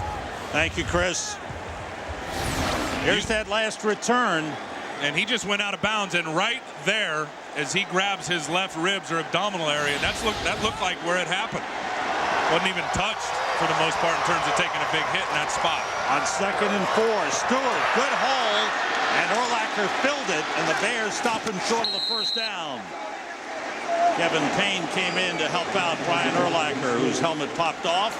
You got to be impressed with Jonathan Stewart. Urlacher is no slouch when it comes to tackling, and he just dripped right off the rookie right there. Panthers getting some life. The turnover, a big one. There's Devin Hester being carted off. That is a sight Bears fans and Bears players don't want to see. 3rd and just under 2.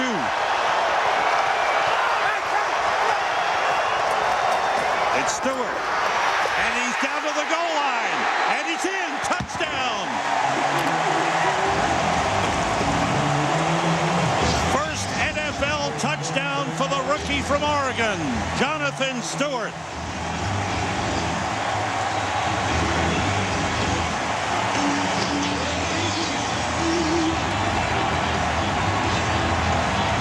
Lovie Smith has got to be upset with the turnovers that led to that. The fumble by Greg Olsen, and the Panthers did indeed capitalize on the turnover. John Casey for the extra point. And the complexion of this game has totally changed. The Panthers have put on 10 straight points. Watch Ryan Khalil, number 67 right there. He's going to take the Voracek, and then he's going to get to the second level on the linebacker. This is what you call a combination block or a lane block. Gets movement on the nose guard, then cleans up the linebacker. That creates the nice crease for Jonathan Stewart. Then it's all the power of Stewart punching it in. That's why they drafted Ryan Khalil in round 2 out of USC last year. He is a very, very good player. They've retooled the offensive line, and things are working. The Chris Harris forced fumble as he hit Greg Olsen. The recovery by Chris Gamble. And the Panthers took advantage. Marched 26 yards, finished off by Jonathan Stewart. Stewart, 7 carries, 46 yards. He's given a little life to this offense here in the second half. He plays with a real mean streak, too. Dante Rosario played with him in college at Oregon. I said, tell me something about Jonathan Stewart that nobody knows. And he said, well, you wouldn't think by talking to him. He's such a nice guy off the field, but when he gets on the field, he flips the switch and becomes an animal and really plays with a mean streak. Danielle Manning has taken over as the return man for the Chicago Bears. Reese Lloyd, booming kick. Whoa, right through the end zone. That's why they have the kickoff specialist. You can't return that one. Little chat going on. We go to the sideline to Chris Myers. Well, Sam, Jonathan Stewart, the rookie, in one of those, hey, I'm just happy to be here stages, especially when he thinks about his brother Corey, who's a lieutenant in the Army serving in Afghanistan. He said, here's a guy who's getting shot at for our country, so I won't complain about anything. And his mom, a single mom, raised both of them. Her slogan to them at a young age, a disobedient child doesn't live his days. He said that scared him into being a model citizen, and he's a model player for John Fox and the Panthers. He's done a great job. Thank you, Chris. Orton dropping it off to Jason McKee. The fullback with a nice move is shoved back after he got up to the 27-yard line. Play is blown dead. It was whistled dead after forward progress up to the 27. Julius Peppers shaking up a little bit on the play. Seems to be okay. Gain of 7 on the play.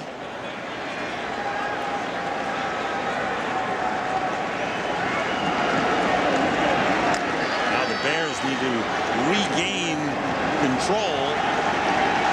Forte and McKee in the backfield.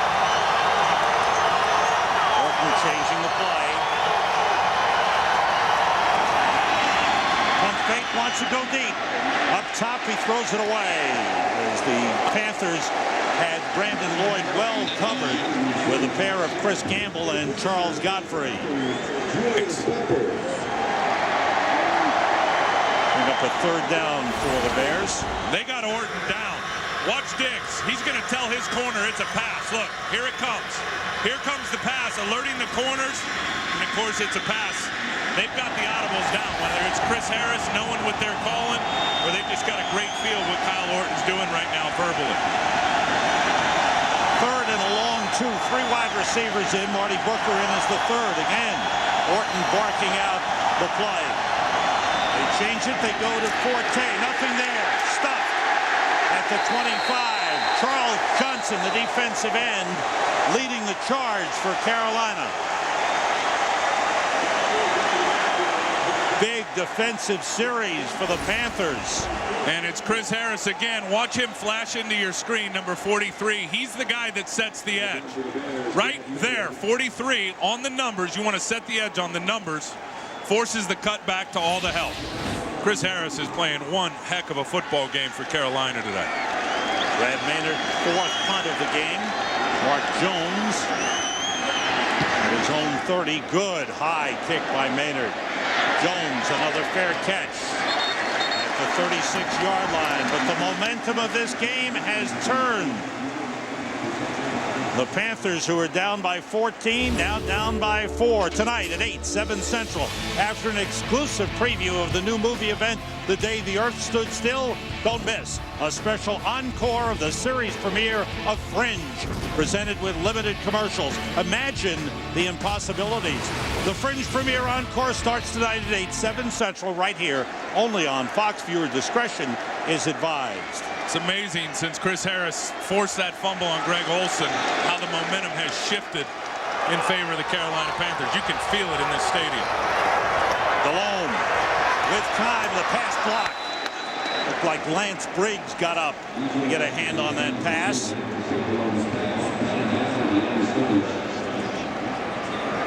Clearly a halftime adjustment for Carolina offensively was to come out Jeff Davidson, the offensive coordinator, and with all those looks at the line of scrimmage, start getting it behind him with the passing game.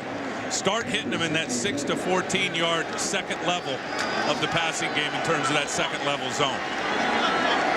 And it's been effective since they've gone to it here in the third quarter. Jake Delhomme 7 for 15, 85 yards in the game. Here's Stewart spinning out one tackle and finally wrestled down at about the 38-yard line as we come to the end of the third quarter. The Bears leading the Panthers 17-13, but the Panthers showing life.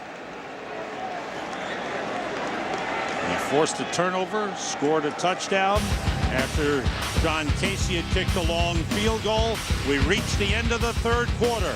The Bears and the Panthers each looking to make it 2-0 this season.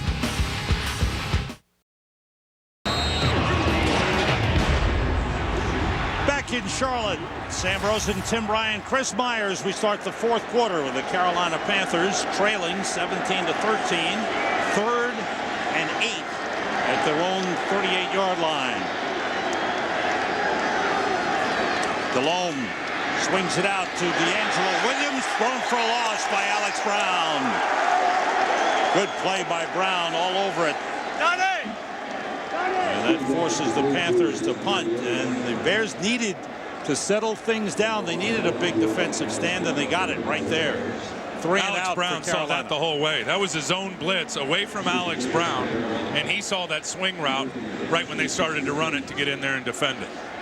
Nathan Vasher replacing Devin Hester as the punt returner. Good punt by Baker. Vasher backing up at the 9. Dante Wesley wraps him up, and he's taken down at the 11-yard line. Good coverage. Richard Marshall was there. 59-yard punt. Oh, Timmy Ryan riding in style. Old smoothie. And by FedEx, your ultimate NFL air and ground player. Crowd alive, urging on the Carolina Panthers, who had a big third quarter, put up 112 yards. Each team with a turnover. Now the Bears start from the 12-yard line. Their last two possessions, they've had a fumble, which led to the Carolina touchdown, and a 3-and-out. Forte and McKee in the backfield. It's Forte. Ran into a wall. No gain, maybe lost a yard on the play. Gary Gibson, number 91, third-year man out of Rutgers, moves in for the tackle. Both teams rotating the defensive linemen. And I think if you look at Chicago offensively, you can't all of a sudden go into a shell and just start running the ball every down. They are committing an extra guy. Most of the time, Chris Harris defensively, you see cushion here. They got to take advantage of that cushion in coverage. Two tight ends, both split out wide. On 2nd and 10, Orton goes short to Rasheed Davis and brought down at the 15-yard line by Niall Diggs. Comes a big third down play. Carolina's defense has made some big plays in this game, despite the fact that the Bears have had over 200 yards in offense. Mike Turgebeck, the defensive coordinator, calling out the play.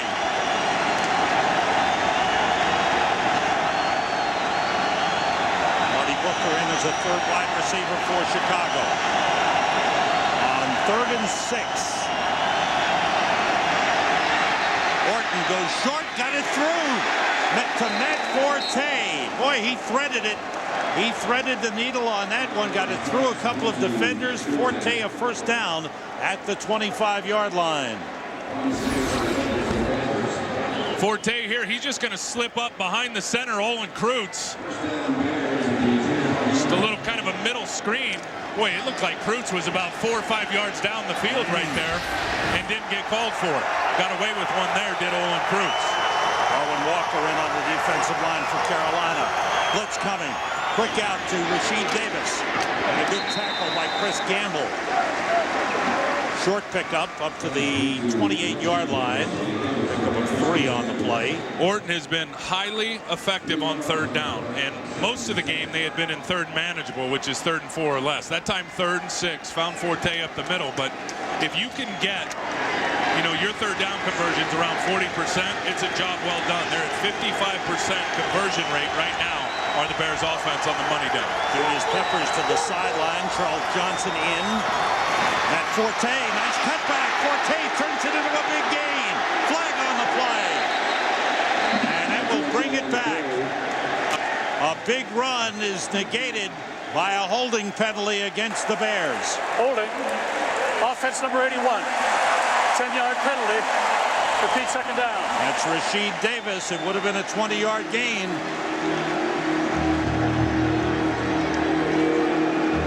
Both teams have hurt themselves with penalties in this game.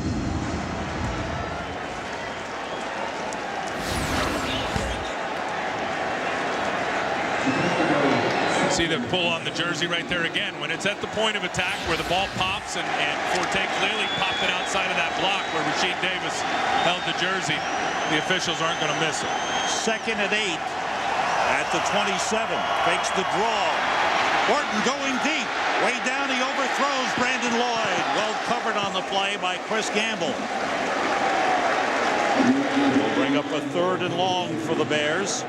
Bears have taken 10 penalties in the game. We talked about Carolina's penalties earlier, but the Bears certainly have been guilty of way too many.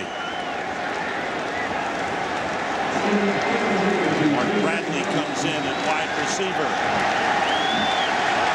Marty Booker is in as they go with 3 wide receivers. Desmond Clark lines up in the backfield.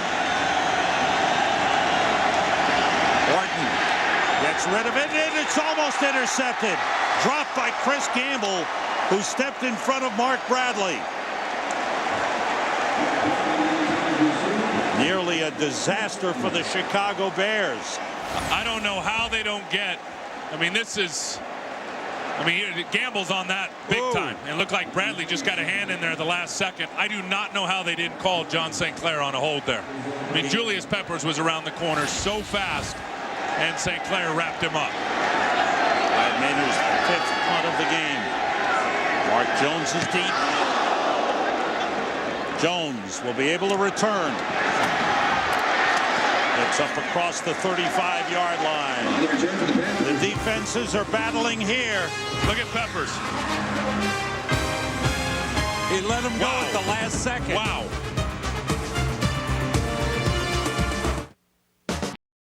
Almost had the interception. Julius Peppers providing some pressure from the defensive end position. Carolina starts from the 35. Penalties a big factor in this game. Jonathan Stewart in the backfield off the play fake. Outside of Brad Hoover, the fullback. Across the 40, up to the 41-yard line. Tillman made the tackle.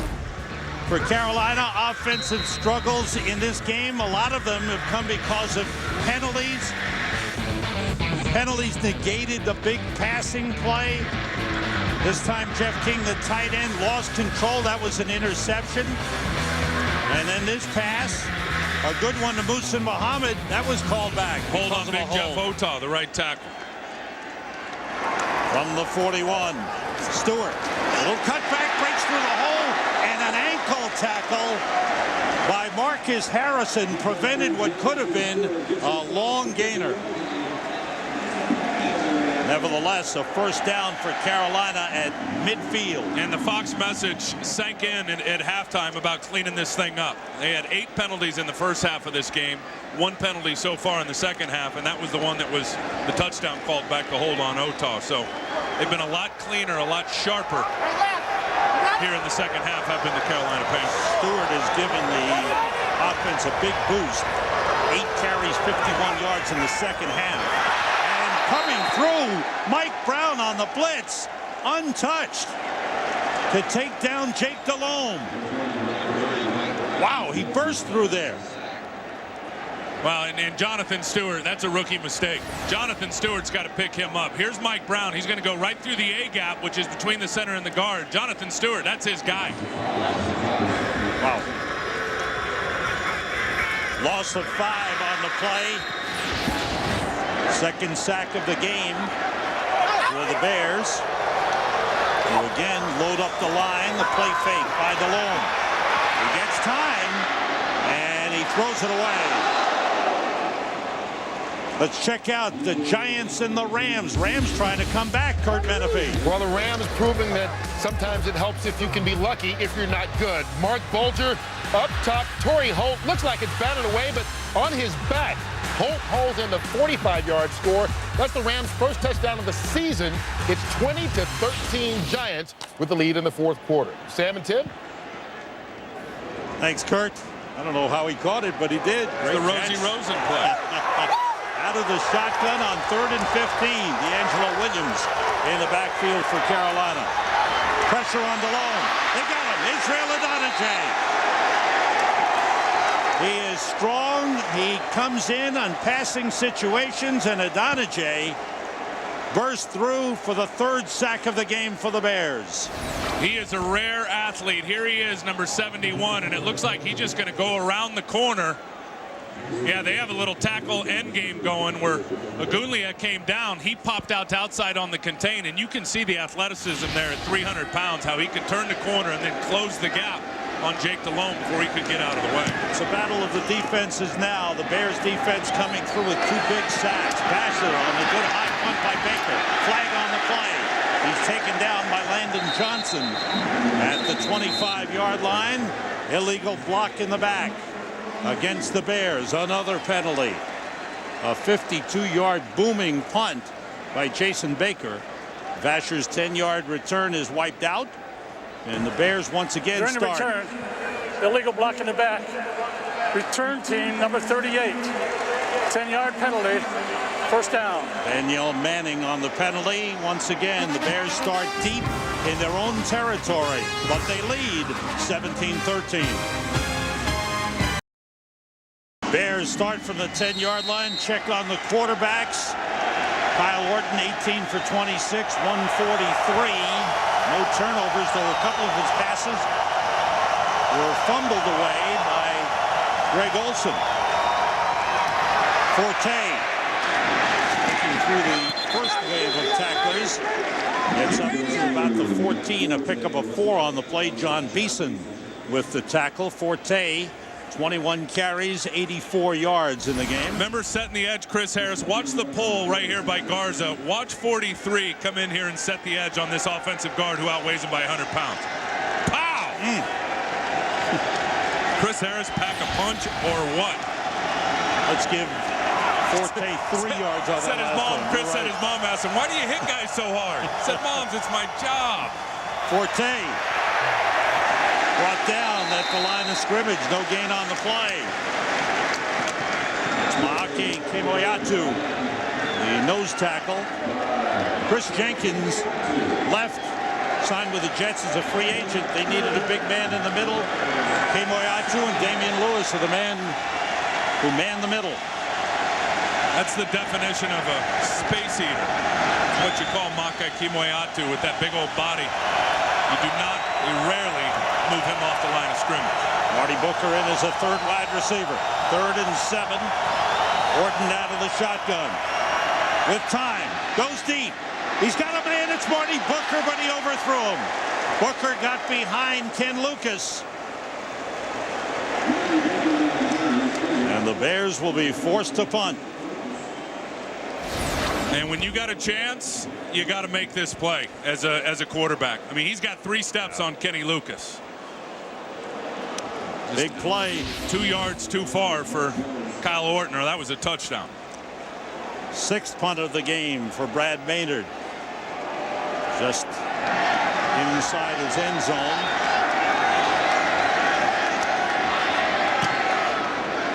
Wobbly kick. Jones should return it. Manning missed, but they got him. Good coverage by the Bears. Got down in a hurry. Corey Graham, Garrett Wolf. Good defense by the Panthers. The listings for the start time in your area. From the 45. Jonathan Stewart stays in. The slant to Muhsin Muhammad into Bears territory. Down to the 47-yard line. He picked up 8 on the play. Charles Tillman covering. And Tillman has been on Muhsin Muhammad most of the day. Lovie Smith told us yesterday that he would use Charles Tillman, number 33 there, to shadow Muhsin Muhammad. And I talked to Moose before the game. He said, you know, he expected it. I said, what do you expect? Because I think they'll shadow me with Tillman. He goes, nothing new. We used to battle in practice every day. 5 catches in the game, 59 yards for Muhsin Muhammad. Had a touchdown catch negated by a holding penalty. Off the play fake, Delhomme drops it off to Brad Hoover. The fullback hops over one man and gets down to the Bears' 35-yard line. Nice move by Brad Hoover. He picked up 12 on the play and goes to the sideline feeling some discomfort.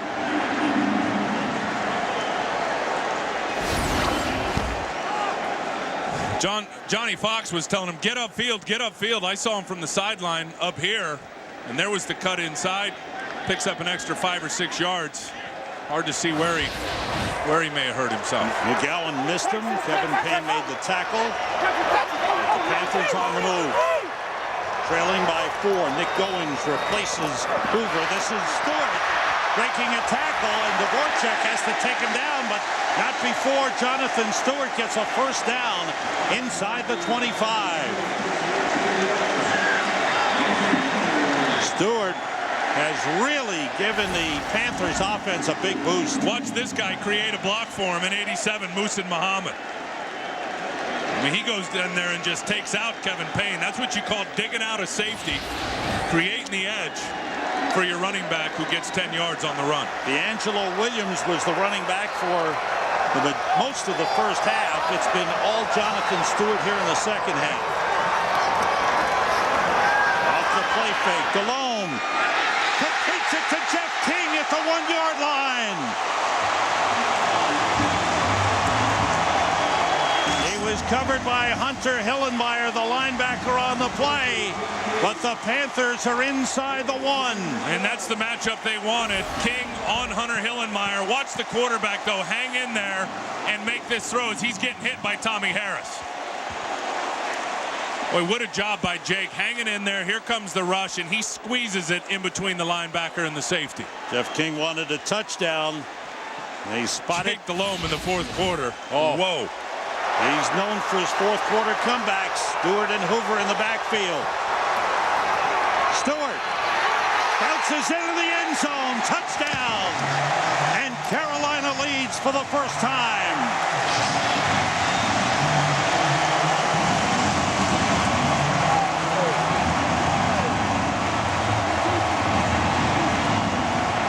Strong blocking on the right side of the line. Jonathan Stewart, with his great running, has helped lead the Panthers back in this game. Extra point try by John Casey. 17 unanswered points by the Carolina Panthers. They were down 17-3. They lead 20-17. Last week, they were down late in the game, 2:20 to go. Jake Delhomme led his team on a 68-yard drive. He connected on 8 of 11 passes to 5 different receivers. And the big one, with time running out, no time on the clock, he connected to Dante Rosario. Moments ago was a big hookup with another tight end, Jeff King. And then it was Jonathan Stewart finishing it off. And the Panthers have the lead. Jake Delhomme took a big hit. Remember that hit by Lance Briggs? He was upset about it. He kind of fired up his team when he went to the sideline. The harder you hit him, he gets more fired up, does Jake Delhomme. And boy, is it good to have him back in Carolina. If you're a Panther fan and this coaching staff, and what they endured last year without him, he was off to a great start, had the injury, and I'll tell you, this kid, look what he did last week. Look what he's done today. He is a real weapon when you talk about his size and burst in between the tackles. Jake Delhomme, fourth quarter touchdown passes since 2003. Nobody's thrown more. It's wild, isn't it? You wouldn't expect that. Reese Lloyd. Danielle Manning brings it out from 7 yards deep. He's got speed. He breaks one tackle and he's brought down at the 30. What a return by Danielle Manning, who's in there for the injured Devin Hester. 37-yard return by Manning. He just sees it and hits it. There is no side-to-side movement for Danielle Manning right here. It's just get in the crease and go. And Adam Seward, it looked like there, shoelace tackle to prohibit him from getting up on the kicker and then possibly taking it the distance. Injured Bears player on the field. It looks like Brandon McGowan was being checked out by the trainers. Bears with the ball, trailing by 3. They ran for 75 yards. Second half, just 31. Kyle Orton knows that there are going to be games where he'll have to win it. This is one of them. The Bears down by 3. The ball spotted at the 29-yard line. Orton stepping back and calling the play to Matt Forte. Outside complete to Desmond Clark, the tight end, up to the 35-yard line. He picked up 6. We talked earlier about the 3 levels of the passing game, 0 to 5 being level 1, 6 to 14 yards being level 2 right there, and then the one that can crush and loosen up defenses, 15 yards to the end zone.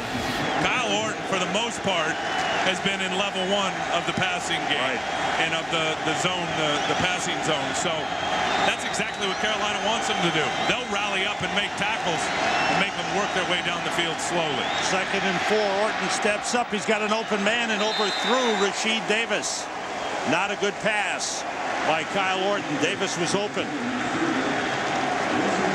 Orton has missed a couple here in the fourth quarter. The earlier one where he had Marty Booker 3 yards behind the defender. Well, they've tried 9 times to go to level 3 in terms of the level 3 passing zone. He's only hooked up 1 time. There's a big 3rd down play. Both teams have all of their timeouts remaining.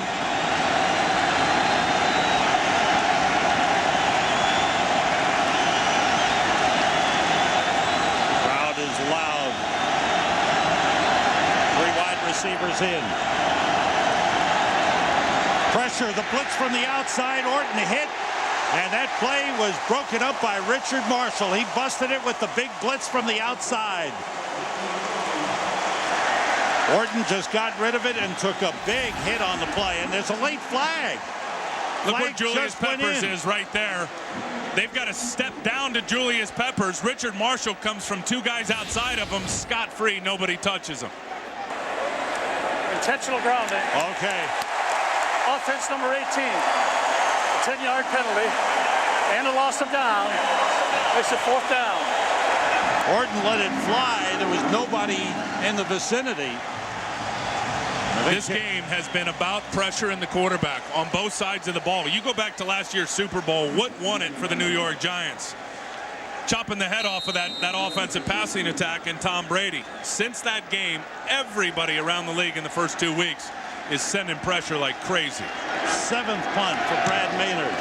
Good high kick. Jones over to the sideline. It's out of bounds. And now it'll be up to the Bears defense to get the ball back. And the Carolina offense wants to control it. There's a flag down,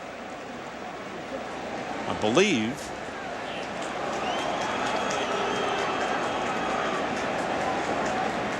No. Officials talking things over. Jake Delhomme checking out his plays. After the play, personal foul, unnecessary roughness, number 95 to the receiving team. First down. When you say unnecessary roughness, that's exactly what that is, and that hurts the Panthers. That backs them up to the 20-yard line.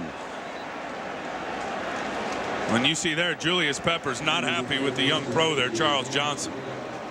You get in this situation, I'm sure the fellows are telling him, look, you know, you got to focus. That's just uncalled for to pin your offense back, and especially when it's a 3-point game with more than 2.5 minutes to go. Any advantage you give Chicago in field position is just not intelligent.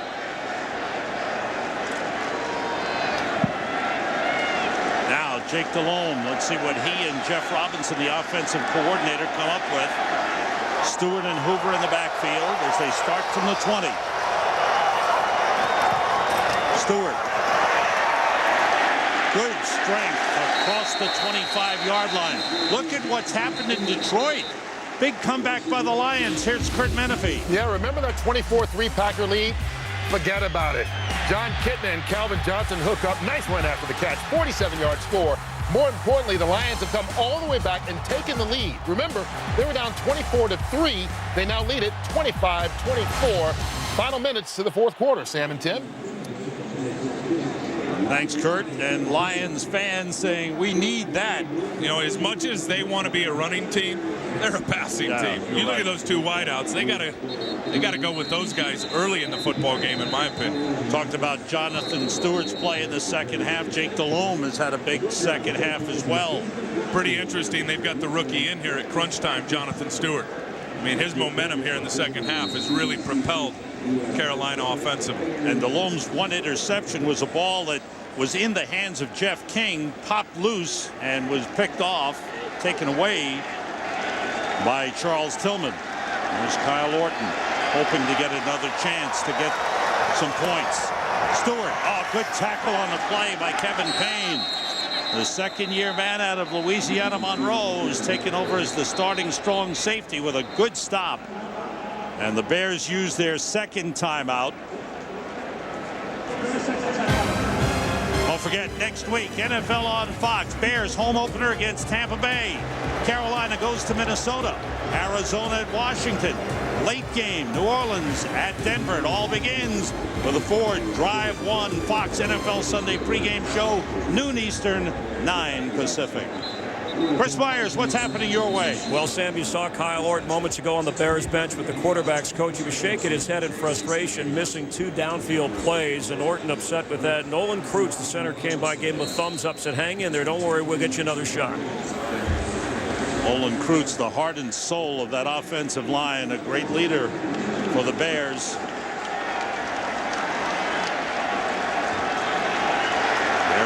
offense wants that ball back. Here's the big third down play. They have to get to the 30 for a first down. The toss to D'Angelo Williams. And he is brought down at the 27-yard line. And the Bears use their third and final timeout. They will have the 2-minute warning coming up. They will get the ball back. Lovie Smith, hoping his team can find a way. They broke into the lead early with their special teams unit blocking a punt, taking it in for a touchdown. They got an interception from their defense that led to a touchdown, but their offense is kind of staggered along. They stopped winning at the line of scrimmage. Now they've self-destructed. They've had some penalties. There's no question. But in the first half, they owned Carolina at the point of attack with their offensive line. They were moving them around. They were pushing them around. That has not been the story for John Fox and his defense in the second half. They've won the line of scrimmage in the second half of this football game. 8th punt of the game for Jason Baker. Devin Hester for the Bears was injured. Looked like a rib problem. Done for the game. Nate Vasher is deep at the Bears 25-yard line. Good high punt by Baker. Vasher at the 23. He's got some room, and he's brought down on a good tackle. Dan Connor, rookie out of Penn State, with a big tackle. And Vasher broke in that one. That would have been a long return, maybe all the way. Well, and they've got to get this thing, and they've got plenty of time. They've got to work the sides a little bit. They've got the 2-minute warning, obviously, that'll still stop the clock. You see there what they've done in terms of the levels of the passing game. They've got to get it down inside the 35-yard line. I think a career long for Robbie Gould has been 49 yards. Exactly right. Bears start from the 41. 3 wide receivers in. Forte on the draw play. Big hole. Nice gain for Forte up to midfield. Picked up 9 on the play, but the clock runs. Thomas Davis made the tackle. No huddle for the Bears. Horton sets it up. The short pass, a wobbler, incomplete. Intended for Rasheed Davis. I don't know if it was tipped at the line or not. Kind of wobbled out of the hands. There's the field goal kicker, Robbie Gould. Good, accurate kicker, but as Tim said, has never made one longer than 49. Here's 3rd and 1 for the Bears. After this play, the 2-minute warning. 3 wide receivers. Desmond Clark is the tight end. Quick outside, almost intercepted. Chris Gamble broke on the ball and almost picked it off in front of Marty Booker. And here's a 4th and 1 for the Bears at the 2-minute warning. The defenses coming up with plays throughout the game. Gamble almost clinched it for Carolina. The Chicago Bears, and now it looks like Carolina has called a timeout. The Bears must make it to keep it alive, otherwise they'll be done. They're out of timeouts. Robbie Gould is the field goal kicker, hoping the Bears can get the ball close enough for him to try and tie this game. They've had their most success up inside with Forte running up inside the A gap. So they got to get that. They got to pick up the first down here. You know, they've got to, and then the clock stops with a first down, and then you go back to your game plan, and they want to get it somewhere inside the 35-yard line for Robbie Gould to have a chance at a game-time field goal. AT&T postgame show follows football. All the scores and highlights. 3 tight ends in. 2 tight ends in. Kellen, the play straight ahead is stopped. The fullback McKee is short. The Panthers have stopped him. They went to the fullback Jason McKee. And a big defensive stop by the Carolina Panthers. Boy, that's hard to believe. I mean, when you have to make a play with the game on the line and you give it to your fullback. Now, I got no problem running it inside in between the A gaps. And that's right here. I mean, this is where they've had their success. But Make Kimoyatu, 99 right there, gets great surge. And then you look here, crashing down inside. Who is that? Out at the left defensive end. He just crashes down inside, flashes in front of Kellen Davis. I'd have preferred the ball go to Forte right there myself. Beeson, the middle linebacker. Davis, great surge. And now Ron Winter here in the last 2 minutes. Any reviews come from the booth upstairs. And he's going over to look to make sure about the forward progress in the spot of the ball. But from our vantage point, they didn't get close. They needed a full yard, and he never got anything going. And Kyle Orton hanging his head in disappointment. Kimoyatu with great surge right up the middle, and then I think it was Thomas Davis from out here who comes inside of Kellen Davis. Here's the surge you need to get it started. Now look at that inside move by Thomas Davis. Holy smokes. He's had a heck of a game today. Here it is. Make Kimoyatu, he gets the push, forces a little bubble for McKee to try to bounce it, and he bounces it right into Thomas Davis, who crossed the face of the tight end, Kellen Davis. You know, for as sloppy as this game was in the first half, penalty-wise for Carolina, and really for both teams, it's been an exciting game to watch. Well, the defenses have really been tough and played big and made some big plays on both sides. But it was Carolina coming through in the second half. I don't think there's 500 yards of total offense in this game when you combine both teams. You're right. Bears are at 256 in the game, and Carolina at 224.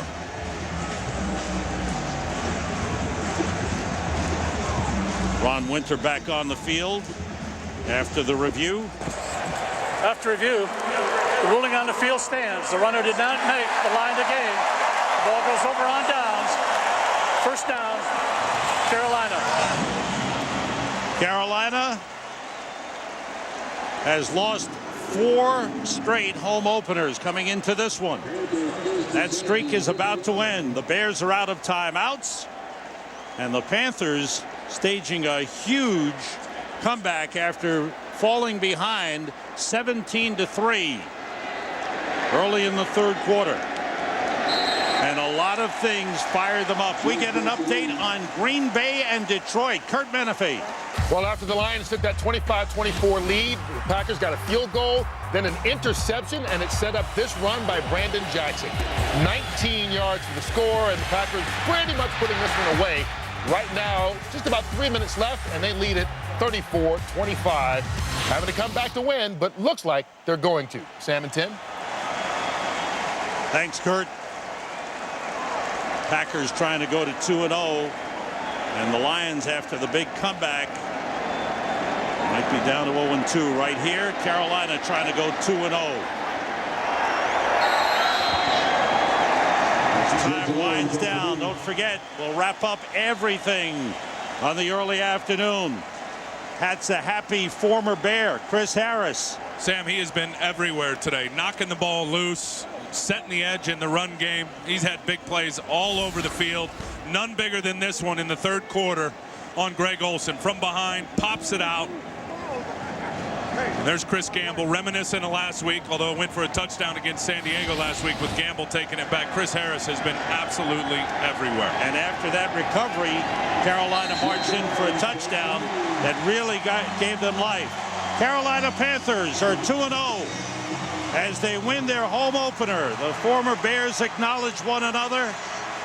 A disappointing finish for Kyle Orton, John Fox, and Lovie Smith with the handshake. Carolina with Jake Delhomme firing up his team after he got hit hard by Lance Briggs. He went to the sideline pounding his chest. How about going 2-0 without your best player, Stevie Smith? He'll be back tomorrow. Carolina with a big second half. 17 unanswered points to win it 20-17. We'll be right back.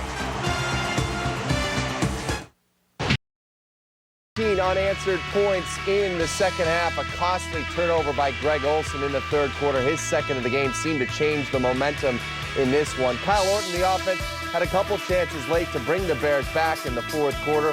4th and 1, Jason McKee stopped at midfield. Carolina take the 2017 Bears fall to 1-1 on the year.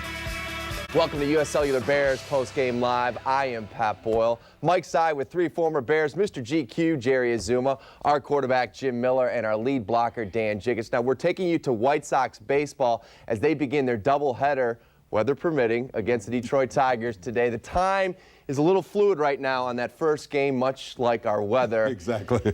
Much like the Bears' offense and running game in the first half. But what happened to the running game for the Bears in the second half? And I got to start first of all. 4th and 1 at midfield. Do you like the call to Jason McKee, or would you rather have seen Mr. Forte get the rock? I would rather see Forte run the football. I mean, he's the guy, the principal guy you have coming in the game to run the rock. I know, the thinking always is you get a quick hit right up through the line of scrimmage. But look, he's not going to make anybody miss, Jason McKee isn't. Forte, he gives you that possibility. He also gives you the possibility if he gets past the line of scrimmage, he can break it all away. But really, this game comes down to a couple of other things when you really look at it. Right. 4th and 1, like the call or not? No, that's really the only negative I've given the coaching staff all day when you think about poor calls. I mean, same thing. They're pinching their whole defensive lineman. If the fullback's in their lead blocking, maybe like Jig said, Forte senses it. Even if he pounds it up in there, he has the ability to bounce it outside. So that's really the only one. Missed a 3rd and 2 and missed that 4th and 1. That was critical because they were still in the game. Opportunities. You didn't like the call there as well? Absolutely did not like the call. I mean, I'm on Jim's side and I'm on Jake's side as well. Lead block, you need a lead blocker right there. And Forte is the guy, you want him to have the ball in his hands. And people say, well, why do you need a lead block? Well, just in case something happens like what happened there, one of those defensive linemen happens to beats the gap and gets in there and gets in the way, then you got the lead blocker there to take care of him. Then the back still has an opportunity to go somewhere. 3rd and 1, you like the wide receiver screen there? Almost picked off. That was sketchy, too. Yeah, I was wondering, because 2 or 3 times in the game, Kyle Orton checked to that play. So maybe that was their answer to blitz. And obviously Carolina, got caught up to speed with what that play was, much like the 14 belly play, because the play that they didn't make the 4th and 1, they just talked about, McKee gets the touchdown, but they called that play like 4 times. As always, we want to hear from you. Send us your comments as we get the pulse of Bears fans out there. You'll make the plays to finish the game. Think of the long bomb that Kyle Orton missed Marty Booker on. Game's over there. They had an opportunity to blow this game open when we look at the Chicago Bears, and they missed out on those opportunities. The Bears definitely started off strong on special teams. They came away with a big turnover for points, touchdowns. They're able to stick it in the end zone right there. In the first half, it seems like they controlled the game, offensively and defensively. And then the second half, they kind of got away. So they have to basically find ways to finish out the game strong. Here's the thing, too, and I talked about a little bit about Jason McKee. When you get those 2 penalties down and you're backed up, all of a sudden, you punt the ball away. You're giving them the football basically on their side of the field, and they have a very short field to work with then, and that can cause some big problems for your defense because this defense was playing pretty doggone well. You go back to that first half, they were knocking them out. But then, after you're referring to the 3 points that Carolina scored just before halftime, where the Bears were backed up, and McKee gets called 2 penalties on that. I know that feeling too, by the way, might I say. It did. It put them in position. A dozen penalties, 86 yards for the Bears. Way too many. We saw it on both sides. Probably the Heat had something to do with it. But let's talk a little bit about what Greg Olsen was able to do. He kept the Panthers in this ball game. In the first half, he turns the ball over, and the Bears were in field goal range at that point. So that, at minimum, cost the Bears 3 points. And then he gets stripped by Chris Harris in the third quarter in the midst of that 17-zip run by Carolina. And that's in Carolina territory. In Carolina, and led to 7 points for them. That's at least 10 points that you can pin on Olsen. And when we look at, margin for error, the Bears don't have that. That you cannot turn the ball over like that. And when you want to use a tennis analogy, they were unforced errors. They were balls that should have been secured and were stripped out. I mean, if you want to be a great football team, you have to be able to secure the ball. You have to eliminate those mistakes as well. I mean, it's unfortunate that those things happen and those things happen in a ball game, but to get to where they're going, they have to eliminate those kind of mistakes. Because you're still trying to develop an identity. I mean, when you look at this team, you see guys like, in the passing game, you see Kyle Orton trying to develop that identity. The same thing with the running attack. You're trying to develop an identity. So you cannot afford to give up big plays like that. And that when you do that, you end up in a situation like they did today. And it's unfortunate because they had this game all but won. The graphic that came up during the broadcast that showed Kyle Orton with the short, the medium passes, and the 15 and beyond, I think that was a telling sign. You talked about the deep ball there, right? Was it to Booker? He missed that in the second half. Obviously, the deep post route. Marty beat press coverage. Both teams were aggressive defensively. I think we all saw that, and that led to a lot of false starts as well in penalties. And that's your chance. When you have an opportunity to hit that home run, you got to cash in. Again, that could have blown the game open. Kyle Orton is addressing the media live at Bank of America Stadium in Carolina. Let's listen in on Comcast Sportsnet. It was, it seemed like the second half, it seemed like we were getting the ball backed up quite a bit. But first half, we made some nice drives when we were backed up, so that's not an excuse. They played well in the second half, and we didn't do enough to win the football game. I feel like you left way too many points on the field. Sure. We did the things that we didn't do last week. To beat a tough team on the road, you can't turn the ball over. You can't have penalties, and when the plays are there, you have to make them. So just got to look to yourself. I know I had a shot to hit Marty Booker down the field to put the game away, and so just look to myself and get back to work and try to get better. Did you just feel like you needed one big play in the second half to kind of win this one? We felt like we needed one big drive to put the game away. We had chances the entire game to put the game away, and when the time came, we didn't make the plays, and they did. So give them all the credit. They're a good football team, a good defense, and they beat us. Kyle, was the fourth one play called from the sidelines? Did you change it from that or anything? No, that was it was a good play call. 4th and 1. J-Mac usually does a great job of getting the 1 yard, so we just needed to get 4 more downs, and it just didn't work out. We had a chance on 3rd down to do it, and I should probably hand the ball off in that situation. So just like I said, too many mistakes to beat a good football team on the road. We're still a good football team. We just got to get back to work, and got 2 big home games coming up. Kyle, it's always frustrating to lose, but it seems like you have the game control to a certain degree. Does that sting a little more? Yeah, it stings. Just we played well, especially to start off. We were playing well and just really didn't come out with anything. So it's it's frustrating, but you can't do that against good teams and expect to win. And it came back to bite us. Was that 3rd down play an audible? Is that what you mean when you say It was a run play, and then I had an opportunity to kick it out to the wide receiver, and probably should have just handed the ball off. And it was a good play call. Both of the last 2 were good play calls. We just didn't convert them, and that's what happens. Greg's known for having such great hands. He had a couple of fumbles today. Greg's a big part of our offense, and everybody's behind him. Didn't work out the way he wanted it to, I'm sure. But he's still a big part of this offense, and he needs to make plays for us. So everybody's behind him, and it's just how it goes some days. Did Campbell sneak up on Booker right as the snap was going up on that 3rd down? I probably tried to force the issue a little bit too much, but he made a good play on it. We had done it a few times just to kind of counter their pressure, but they made plays down the end, and we didn't, and that's how it goes. How disappointing is it? You get 9 yards on 1st down.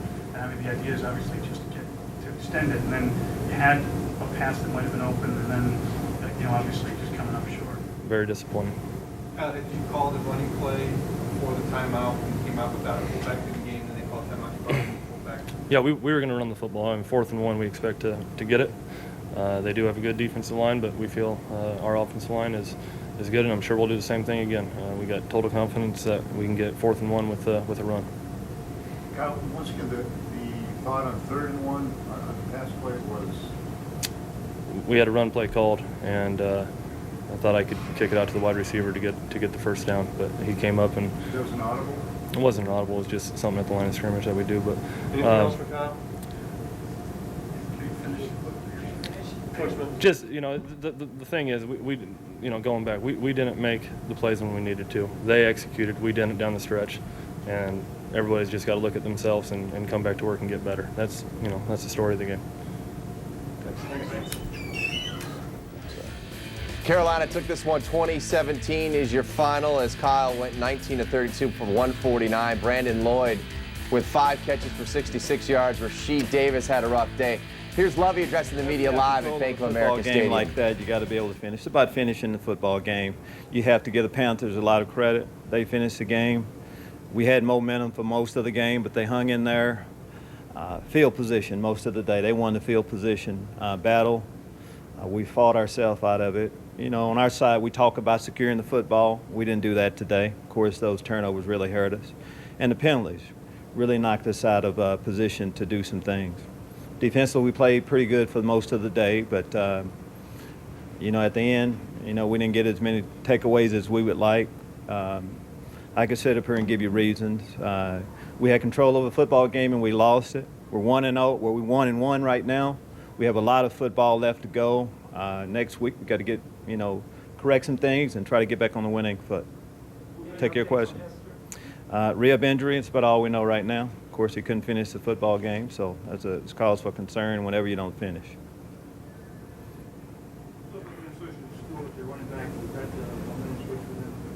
Oh, I think the takeaways, the turnovers on our part, of course, switched it. But yes, them getting their running game going a little bit with him, he came in and did a super job for them. Well, we had 3rd and 1 on that last series. Were you surprised to see a pass? Yeah, surprised it didn't work. We had something called, again, there's a lot of plays that didn't work during the course of the day. That was one of them. With Greg, is it just a case of putting that ball away, or was it knocked out? What did you see? Yeah, I mean, it was a takeaway on their part, but, you know, we look at it as a turnover. We have to secure the football. It's kind of as simple as that. We know coming in, both defenses, that's what they live by, stripping the football. Learning experience for us. We had to protect the ball better than that. Lovey, did Hester hurt himself on that last play, or was there anything previous to that? That's the final one. Whether he did before that, I don't know. Lovey, talk about the penalties too. Forte, a couple of big runs that were called back as a result. Penalties, William, an entire day on the special team. Penalties hurt us. Of course, on those runs you talked about, that's out of we're normally, you know, we normally take care of business a little bit, and when you talk about, you know, penalties, that really hurt us like that. So I don't, you know, again, can't give you an excuse for it. We can't have it anymore. Thanks, Thank everybody. Locker room's open and you can go out and around. That's Lovey addressing the media live in Carolina after his team falls to 1-1 on the campaign. I think the most telling thing came out of Kyle's press conference and a little bit with Lovey there when they questioned him about the 3rd and 1 call and the 4th and 1 call. To clarify it, 3rd and 1, they had a run call. They had a lone setback with Forte back there, and Kyle checked out of it and went to that wide receiver screen. So that's something the young quarterback has to learn. Maybe listen to the sidelines a little bit more there. Well, it's not so much listening to the sideline. It's diagnosing the defense. If anything is a gray area, just go with the play that's called. That's what it means. Because what he did, he diagnosed that the corner was off at the start of the play when he's going through his cadence, and then the corner started to creep up. I don't know if they had a signal. If he signaled it to the wide receiver, then that was the key for the cornerback to come up and break on the ball. Probably better if it's gray, just run the play that's called. And the other play, the 4th and 1, going to Jason McKee rather than Forte. A lot of people are chiming in right now on Bears Postgame Live on our website at ComcastSportsnet.com. Why McKee there? I mean, that is a huge, glaring, I want to say mistake, but certainly something that we should draw attention to. Here's the only thing I can think of is sometimes you think, well, you know what, the first thing we have to do, we absolutely have to do, is get the first down. And the fullback is the closest to the line of scrimmage, and you hand it off to him. You allow your offensive linemen to do their job, and they've been doing a pretty good job with the run game pretty much during the day. So that maybe the thinking was, you know, just to get them up, they get the first down, and then we'll start to rethink what we're going to do. But to me, I always like to put that lead back up in there and then run the back behind him. You're running back behind him. Were you surprised to see Greg Olsen in the game after his second fumble? I mean, you talk about what we saw from, say, Kellen Davis in the preseason. They're stocked at tight end. You know, Lovey's not afraid to yank a defensive player off the field if they make a mistake, right? No, yeah, right. But offensively, this guy costs you at least 10 points. The difference is, though, you got so many plays set up with these two guys, with the two tight ends set up. So if you take Kellen Davis and throw him in, and maybe it doesn't match up the way that you really wanted it to when you're thinking about going with right. Well, there's so many plays where they're detached from the line of scrimmage when you think of the tight ends. And Greg Olsen is more, we said it last week, more like a Dallas Clark. So Kellen Davis, he can get down the field. He's a good athlete. There's no doubt about that. But doesn't have the jets when you think of Greg Olsen. So I understand why they kept him in the game. And school of hard knocks. Kids got to learn to play. Can't turn over the football. People are ripping right now Ron Turner in the play calling. This is a week after we probably saw Ron and Bob Babich have their best play calling as far as when the two tandem have been the coordinators for the Bears. Do you put this on Ron? I think that's unfair. Right. You know, Ron Turner. 4th and 1, maybe you can question. Maybe, yeah, exactly. Right. But Ron Turner's not fumbling the football. That's right. Ron Turner's not getting penalties in key situations that back you up and put you in a completely different situation than you would have been had you gotten the first down and kept the clock going. So those are the things that, as players, you're responsible for, and those guys understand that. And let's not forget about the first half as well. I mean, offensively, they kept Carolina's defense off balance in the first half, and I think that they did a great job with the play calling. They mixed it up with the run and the pass and the play-action pass and things like that, and they were able to execute. It's just unfortunate that in the second half they just basically kind of broke down and they allowed some turnovers. One thing you can say is that gray area, what Kyle Orton was in out there, that's what needs to be coached. So you can tell Kyle, next time that happens, this is what you do. Run the play that's called. The gray area is out of the equation, probably cost him the game today. And when it came to a gray area between Rex or Kyle, obviously the starter of this team this year, it took all of 2 games before people right now are flooding our email box with Rex Grossman because they know Rex is better at the deep ball. Yeah. Well, I thought Kyle played fine. We talk about audibles at the line of scrimmage. Kyle Orton did that the whole game. Checking, we saw a Bear defense early in the first quarter. Checks to a K2 wide bow, hits the guy in the flat. Audibles at the line of scrimmage in the run game. Then later in the game, it faltered. Got to hit that throw to Marty Booker. No question about it. You got to hit the home runs when they're there. As we head to break, let's check out our U.S. Cellular poll question today, and here it is. What do you think was the biggest reason for the Bears' loss today? Is it A, turnovers, B, the dozen penalties they had, C, the offensive execution specifically in the second half, or D, a tired defense that certainly didn't get much of a rest there in the third and the fourth quarter? Log on to ComcastSportsNet.com, hit the link to Chicago, then click on the Bears page and vote away. And send us your thoughts on today's game. We have the results of our poll question coming up on Land Rover Sports Night tonight at 10 o'clock. With 47 total yards of offense in the first half. They ended up with 216. They seemed to gain the momentum in a complete role reversal as the Bears offense went away in the second half as well. But what happened to that Bears defense? Was it just being on the field too much? Finally wore him down because Jonathan Stewart starting to really work the running game. I think that when you look at it, you say, what happened to the Bear defense? Well, Jake Delhomme, 12 of 21 now for 128 yards as a sack 3 times. So that the defense was doing their job. You look at the rushing game that they have in Carolina, that's supposed to be all of that. Well, Stewart had 77 yards and 31 to Williams. So, and really a lot of that came late in the ball game for Stewart. So you look at all of that and you say, the defense is really doing a nice job in the ball game. They were putting some tough spots to try to prevent the Panthers from think scoring. about right before half. Here the McKee, penalty, you had the holding penalty, hits the Bears back where they got a punt out of their own end zone. That was a great job by the Bears defense to only give up a field goal. I believe Lance Briggs and I think it was McGowan had the nickel blitz. They came in there and shut down Jonathan Stewart to only give up 3. And then you referenced the Greg Olsen fumble in the second half. The Bears defense had to go on the field on their own 25-yard line. I mean, come on. I mean, they're superhuman at times, but come on, let's give them some help. Let's take a look at the Bears defense in the first half and the second half, and there you see it. The 47 yards is what they gave up in the first half. The time of possession was huge on the Bears' side in that first half. But again, guys make the great point. I mean, this was not the Bears' defense that cost them this game. This was a lack of offensive production. And as we get to that, people questioning what Kyle can do in the offense. It's 2 straight weeks now, no touchdowns, no interceptions. But again, no touchdowns. And it's something that has to change. Is this something that you can see progressing with him, or is this an alarm that we need to send off right here that Kyle is certainly limited when it comes to cashing in offensively? No, I don't think so. I think Kyle's going to get better as the year goes on. Again, I thought he managed the game pretty good in the first half, doing the audibles at the line of scrimmage. Offense was rolling. Think about the run game. Here, I'm just looking at the numbers. Matt Forte finished with 92 yards, could have had 130. Remember, 30 yards got called back due to penalties. So they ran the ball very effectively. It's just you got to cash in when it's your opportunity. They were actually very opportunistic in the first half on third down conversions. Look at the second half. Again, you got to hit the throws, and make those plays that make a difference. And that's a young quarterback who's going to learn. You know, if there's anything good that can come out of a loss, and you know, coaches always say nothing good comes out of a loss. Well, maybe this points up to this team, and particularly to the offense, that you cannot afford to make those silly mistakes, the ones that are so costly that keep your defense out on the field or give the opposition a short field. You learn all of those lessons now. They're not trying to fumble a ball away. They're not trying to get penalties. We understand that. But it just points at the fact that when you have such a small margin of error, you cannot make those kinds of mistakes. We take a look at the Bears passing attack, and Brandon Lloyd, 5 catches for 66 yards.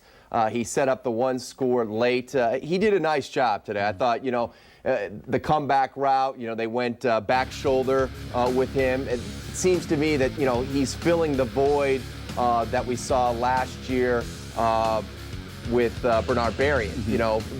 The taller receiver that if you throw behind the defensive back, he can come back and make the play. But Rasheed Davis there, this is the guy that you had earmarked as, you thought he would come out and have himself a year. Now that there's not a lot of other options out there offensively on the edges, he didn't have a great game.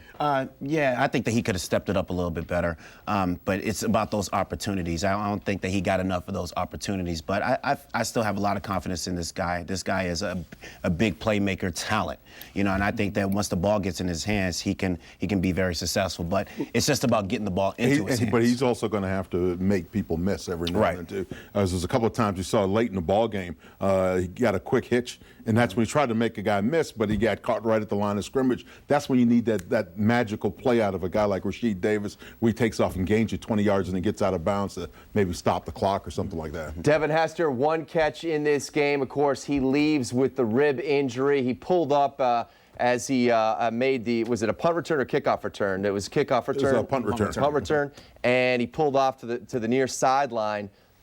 We question whether he pulled it on that play or it actually happened during the game when, he was hit by a defensive back. Lovey said, we don't know at this point. That is going to, if it did happen while he was a wide receiver, people who have been pointing and saying, look, stick to what he's best at, they're going to point to that and say, look, that's why now you're going to take him from, your biggest threat on this team was Devin Hester in the return game. Because you've tried to add him as a wide receiver, you've opened him up to injury, something he's not used to doing, and now we don't have him in either phase of the game. I don't know if you can go along with that. I mean, football is a game where people get hurt. That's a fact of life, and you can get hurt running out there on the practice field. So to look at it from that standpoint, I don't know if that's really fair to everybody. And let's also face this, Devin Hester, as a football player, wants to be in on more downs. Does it raise an eyebrow? Yeah. What raised an eyebrow for me, though, was after Devin gets nicked up, then your next guy that's coming out for punt returns is Nathan Vasher, your starting cornerback. So I would be a little leery about putting him in. I said, hey, you got Garrett Wolf, somebody let one of those other guys, maybe carry a little bit of that load. Well, I was actually pretty excited because I didn't see Devin Hester get the end around like we always saw last year. It was actually Brandon Lloyd and it was Rasheed Davis on one. So I think so, too. 30 snaps on offense is plenty for Devin Hester. When you're getting about half, normally 65 plays, 65 snaps is what you're going to max out at offensively. And if he's getting 30 of them, I think you're doing a heck of a job. And like Jig's reference, everybody's prone to injury in the National Football League. William Jackson is in Carolina. He'll have Bears player reaction from outside their locker room. As we head to break, let's take a look at some of the scores from the early games around Week 2 of the National Football League. The Lions came back in the Motor City in their opener, but the Packers prevailed 48-25 the final. Aaron Rodgers 24 of 38, 3 touchdown passes in that one. Peyton Manning and the Colts managed to pull one out at the Metrodome. 18-15 is your final as they come from behind in that one. Some other scores from around Week 2 of the National Football League. The G-men all over the Rams. Will the Rams win a game this season? That is the question. They are absolutely horrible. And the Redskins take care of the Saints 29-14, the final in that one. Titans take care of the Bengals. The Bills get by Jacksonville. And the Raiders, with rumors about their coach being fired, well, maybe he saved himself another week, Mr. Kiffin. 23-8 is your final. We're taking you to White Sox baseball as they play game 1 of a double dip against the Tigers there. Where's Michael Phelps? Yeah, really. Roger Bossard and his crew squeegeeing off the turf right now on the south side. We'll have an update for you at the top of the hour.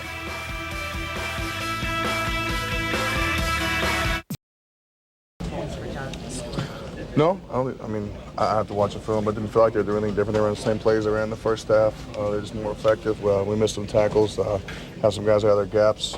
That's what happens when you do that. What do you think the biggest thing was from that first half to that second half, Brian? I mean, you guys really dominated this game for 3 quarters. And I have no idea. We just didn't play well as we should have. Maybe they made some adjustments. We didn't. I don't know. We just got to play better. We had a chance to make some plays even late in the second half. We just didn't do it. Brian, when you built the lead, did you feel like you were in pretty good control of it at that point, the way you were playing? 4-quarter game. I don't think any team ever feels like they're out of it when they're down 11, 10 points, whatever they were down. We felt like we were in control, but we definitely wanted to keep the gas pedal down and keep, building on our lead. But we didn't do that. They came back and scored some touchdowns there late. Taking a look at the report card on the linebackers, we got B, B+, B+.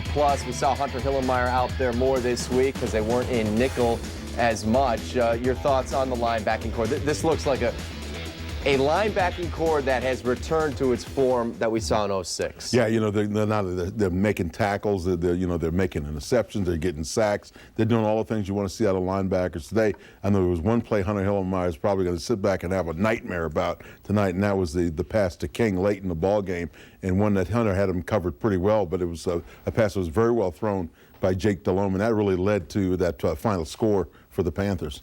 Big question mark, certainly when it comes to the safety spot. We talked about Mike Brown certainly staying healthy. From what you saw with Kevin Payne, still some things to work on. I mean, he did a nice job stripping the football today, but it's so crucial in the Tampa 2 to get strong play from your safeties. Well, I think, again, a lot of single safety by the Bears today, and you reference where he came up and forced the interception on Jeff King. I think, much like Chris Harris, I think he's a big body rocker. I think sometimes he needs to wrap up and tackle. He missed another, well, I wouldn't say it was a critical miss that he had a missed tackle on, but those things still need to be shored up. It's all the little things that add up, but I think slowly and surely they're starting to get more solid. Pat, a couple of other things that give you a degree of comfort. Number one, Musa Muhammad caught what he thought was a touchdown pass, did the weave through his legs again, and they called the playback. That was beautiful. The other thing was Chris Harris. Why in the world did they ever trade this guy?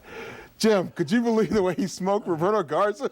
I don't know what he didn't give back, or Roberto Garza didn't give back when he headed out to Carolina, but I'll tell you what, that is one body rocking safety in Chris Harris. And the reason why Moose didn't get the touchdown, you can credit Wale, because Ota, the right tackle he strangled from Pittsburgh, I think there's a search warrant out for him right now after He's like, look into my eyes.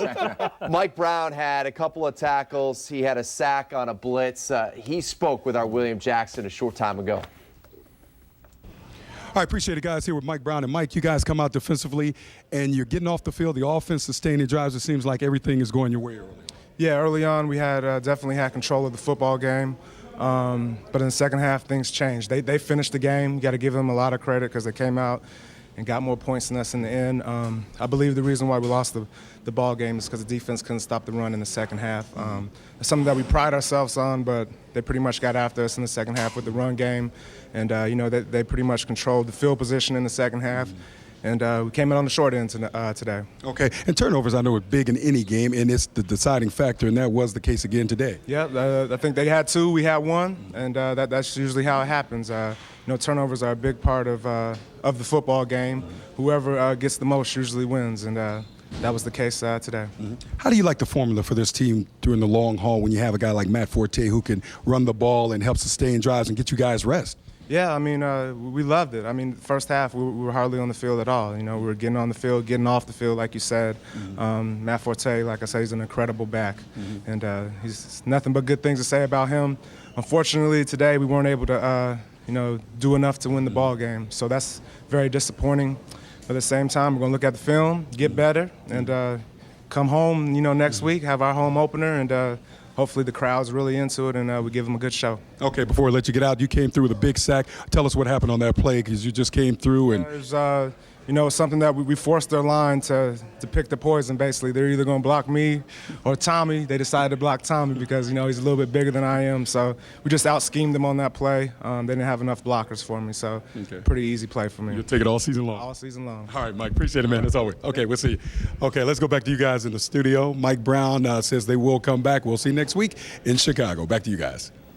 All right, William, thank you very much. When you look at the front four for the Bears and that rotation of 7 guys that are trying to get in there that was so successful last week against Indianapolis, when a team like Carolina is running and keeping the clock moving there in the second half and it's hot like that, is it difficult to get the right personnel out there to change things up and bring in your Dvorak or Israel Donijay or whatever you're trying to do to spell a guy? Is that maybe why we sometimes see the more yardage as time wears on in the game, because you can't get the personnel out there? I don't know. I think that, those guys, look, it's never hard to get a guy, if it's really hot, it's never hard to get a guy off the field. Right. Because they're looking for a little bit of a break. And certainly everybody wants to get an opportunity to get back out on the field. So I'm not sure if that's the reason why, look, let's put it again in perspective. I think that the Carolina Panthers had 32 yards rushing the football in the first half. Now, they came back, they finished with 114. So, overall, if you put that in perspective, it's a pretty doggone good job by the defense against the run. I know what hurts them, though, is number one, you saw when they scored right before the half, when Carolina scored that field goal right before the half, you saw the disappointment on the Bears guys on the defensive side. They wanted a shutout. And as it turns out, had they gotten that shutout in that first half, this game would have been tied and gone to overtime. Case in point, though, that field goal, the Bears are on there to hold them to a field goal, come out 3 and out. The defense is back on the field again. And it is hot. It's humid. It's 97% humidity down there. They're going to wear down. They were doing their job. That's one thing you talked about when they made the switch from Rex to Kyle. You said there was nothing more deflating than being a defense, coming up with a turnover or getting a 3 and out, going to the sidelines. You don't even have the Gatorade cup in your hand. You're already going back out there. Can't even taste it. But you can't put that on the quarterback today. You put it on the tight end. Greg Olsen. On the tight end. The 2 big turnovers were a turning point in this ball game. But as a defense, you want the offense to go out there and take care of the football. And we all know that the Chicago Bears defense is a great defense. We know that they can come out there and pitch shutouts and do the necessary things to win. But you just have to eliminate those turnovers. And field position is very critical, as you've seen in the course of this ball game. Carolina came away with some good field position. They were able to capitalize, but the Bears defense did everything that they basically could, to prevent them from scoring. They bent a little bit, but I don't think that they broke overall. Coming up, we'll hear from Rasheed Davis. We'll check more of your. All right, thanks, guys. Appreciate it here with Rasheed Davis. And Rasheed talking about a frustrating loss, a game you guys seem to have in control, but it got away. Definitely. We left a lot of plays on the field myself. With a drop on 3rd down, I don't usually drop balls, so that kind of bothers the heck out of me. We just gave them, they made a lot of plays. I don't want to take anything from them. They capitalized on everything every mistake we made, and they won the game. Okay. And you talk about turnovers, and you guys pride yourself, momentum, getting that thing going, turnovers, it can really take the win out of the cell. Definitely. When you turn the ball over and give it to the other team, especially when you're on the road, you're giving them lots of momentum, and that's what happened. Now, Chris Harris, a guy who used to play in practice with you guys all the time, came up with a big strip, something that he was taught in Chicago. Definitely. Chris led the league in strips last year, so we knew he was going to be coming out to strip the ball. He made a few plays that put them in position to get points, and that's what they did. Okay. Did you guys see something out in the flat that you felt you could exploit against these guys today? I know you all tried on a couple of occasions. We felt like we were the better team. We knew we could do a lot of things. We could move the ball up and down the field like we did. We just didn't capitalize. We didn't get in the end zone on a few plays. A play that came to me that I think Lucas broke up and Chris kind of banged me, but we didn't capitalize. We didn't put the ball in the end zone when we were supposed to, and we had a lot of penalties and turnovers. We made a lot of mistakes. Okay. And when Matt Forte is running the ball like that, then that should open up the passing game. I know that was playing right into your hands. Huh? Definitely. We played well. We threw the ball well. We could have done, I felt like we could have done anything we wanted in the pass game. But we kept giving them momentum. We dropped balls, like my drop pass, and then the 2 fumbles hurt us a lot. Okay. So you guys, it's early in the year, just 2 games. You let one get away, but you take something out of this and just strive ahead. Huh? I think this game is going to help us. You know, we know we're a good team. You know, we feel like we're better than Carolina. We feel like we let a game get away from us. So we're just going to take this game and not capitalize, but turn it into a positive, and all those plays we left out on the field, we have to make next week. All right, sure, appreciate it as always, partner. Thank you. Okay, we'll see you in a bit. All right, let's go back to you guys in the studio. All right, Williams, thank you. Time now for the guys to give us their Monsters of the Midway, presented by IPA, otherwise known as the Bears MVP. And Zoom, we begin with you. I'm going to go with Peanut Tillman on this one. You know, he came to play. I think that he played well overall against Moose and played well in the secondary. Came away with a big key turnover with the INT. So Charles Tillman's my man. Well, for me, it'd be Chris Harris for body rock and Roberto Garza. Oh, my bad. He's a former Bear. I'm going with Lance Briggs. I like the play he made before half. Held Carolina to a field goal. Again, active in the run game, 6 tackles on the day, and still they're doing a lot of things at the linebacker position, like what they're doing. Get off my offensive lineman, man. Come on, take it easy now. You did get smoked, though. Twice. My guy today is Mike Brown, because he makes such a big difference for this defense. And you look at him in the blitzing situations, you look at him in run-stopping situations. Mike is just a complete package. I only had 3 tackles today, but one of them was a sack. Comes up at key times and makes the big play, though, and that's what I like about Mike Brown. Brandon Lloyd is my MVP. He had 5 catches for 66 yards. He scooped up the Darryl McGlover block punt there on the first series of the game. Had a big catch that set up a Jason McKee touchdown earlier in the contest. Brandon Lloyd, my MVP. After week 2, here's a look at the standings. Forte and Wale, who was the NFC Defensive Player of the Week, the leaders in the clubhouse with 2 apiece. You mentioned Chris Harris. Do you think Jerry Angelo would like a redo on the Chris Harris deal? Can we re-rack that one right now? All right. Time for us to step aside for net.com page today. This is the same offense we saw under Dick Duran, Dave Wanstead, etc. When will the Bears play to win on offense?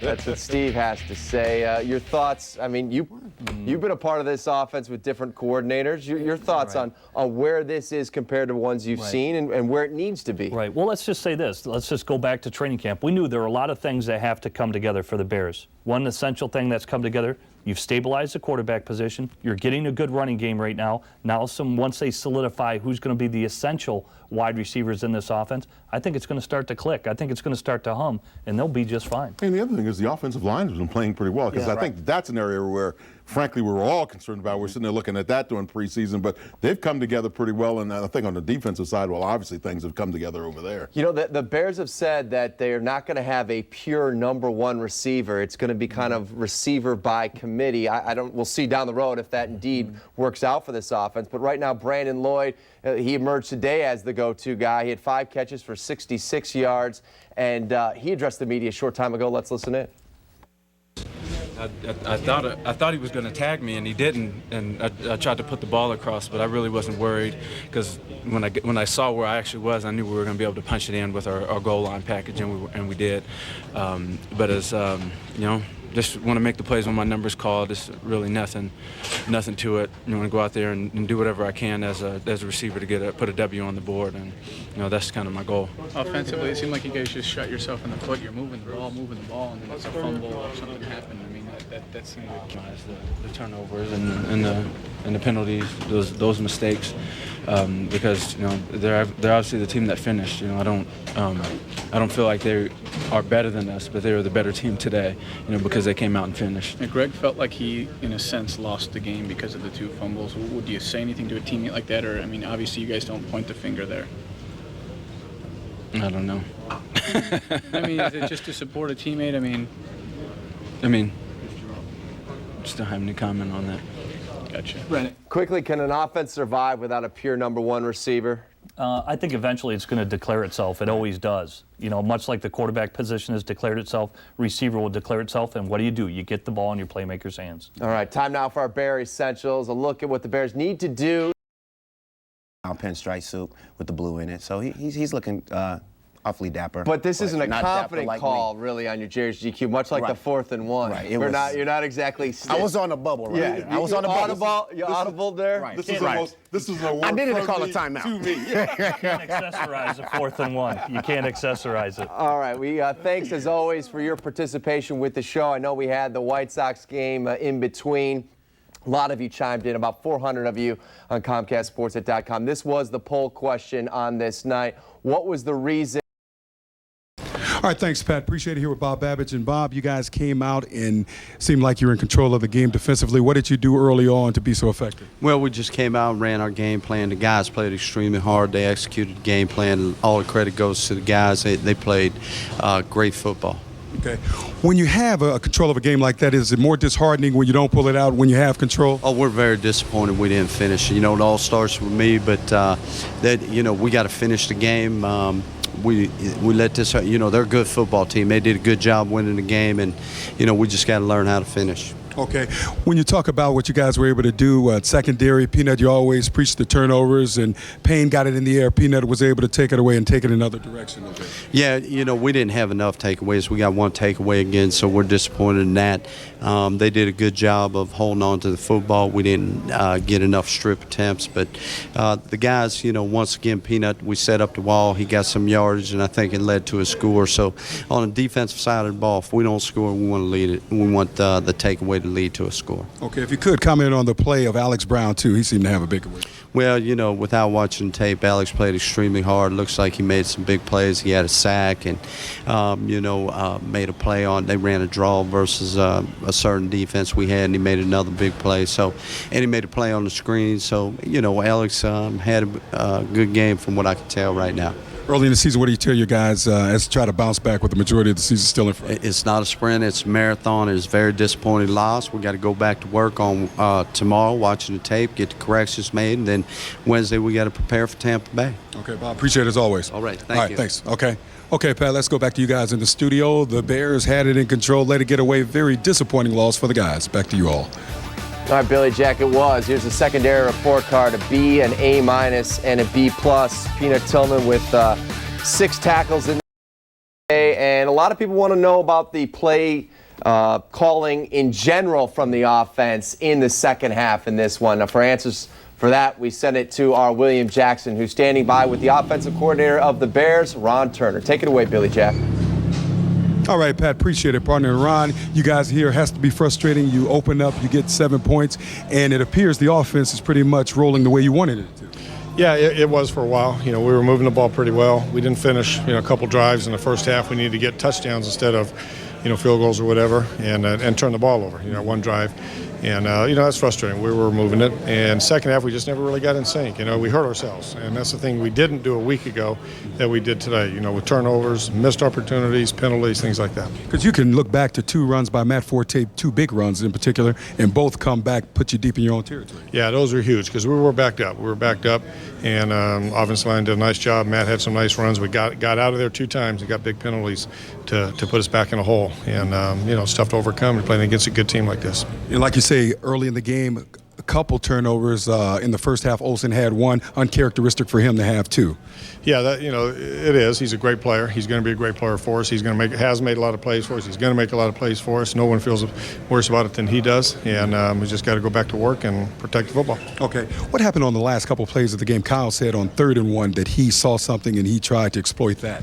Yeah, I called a run, for him and gave him the option that if the run didn't look good, they had too many guys in the box, didn't think we could get a yard on it, gave an option to, throw a quick pass out to the receiver. Probably shouldn't have given him that, just called the run and go with it, But we wanted to protect it if they had too many guys down in the box, and unfortunately it didn't work out. Okay, 4th and 1, Jason McKee, the last couple of weeks, short yardage situations, he's been able to pound it in, but the 4th and 1 then, they just came up and were able to man up a little bit. Yeah, they stopped us, did a good job. They had a good defense called for it, and they just stopped us. Okay. And when you're running the ball as effectively as you were with Matt Forte, how much does it open up the offense and allow you guys to do more of what you wanted to do?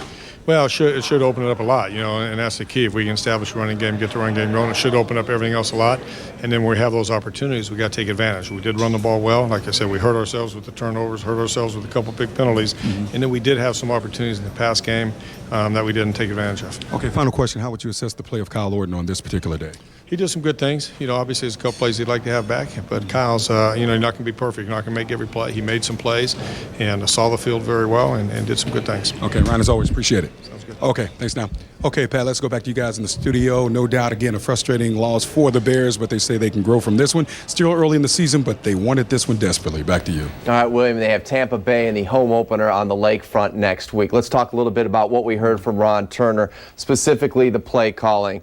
Again, we went around the horn at the beginning of the show, and you guys all agreed that other than the 4th and 1 with going McKee over Forte, you didn't have a problem with the play calling. You guys still hold the fort on that? Yeah, pretty much. I mean, you look at the drives they had early in this game. They had some really nice, solid drives. But again, you go back and you look at the turnovers, and that's what kills those drives. After you spend 7 minutes out on the field, you want to get the payoff. What did he say about the first half? When you finish up those drives, you finish them up with touchdowns, not turning the football over or just settling for field goals. That's what you expect your offense to do. And looking at the second half, you look at the last quarter, fourth quarter, and look at some of those drives. They had drives in the latter part of that quarter. They had opportunities there, but it was 3 and outs. And that's when you need you need that little extra spark. You need the quarterback to complete that one pass. You need that one receiver to break a big run, or the running back to come out and get the extra yardage for a first down. It didn't happen.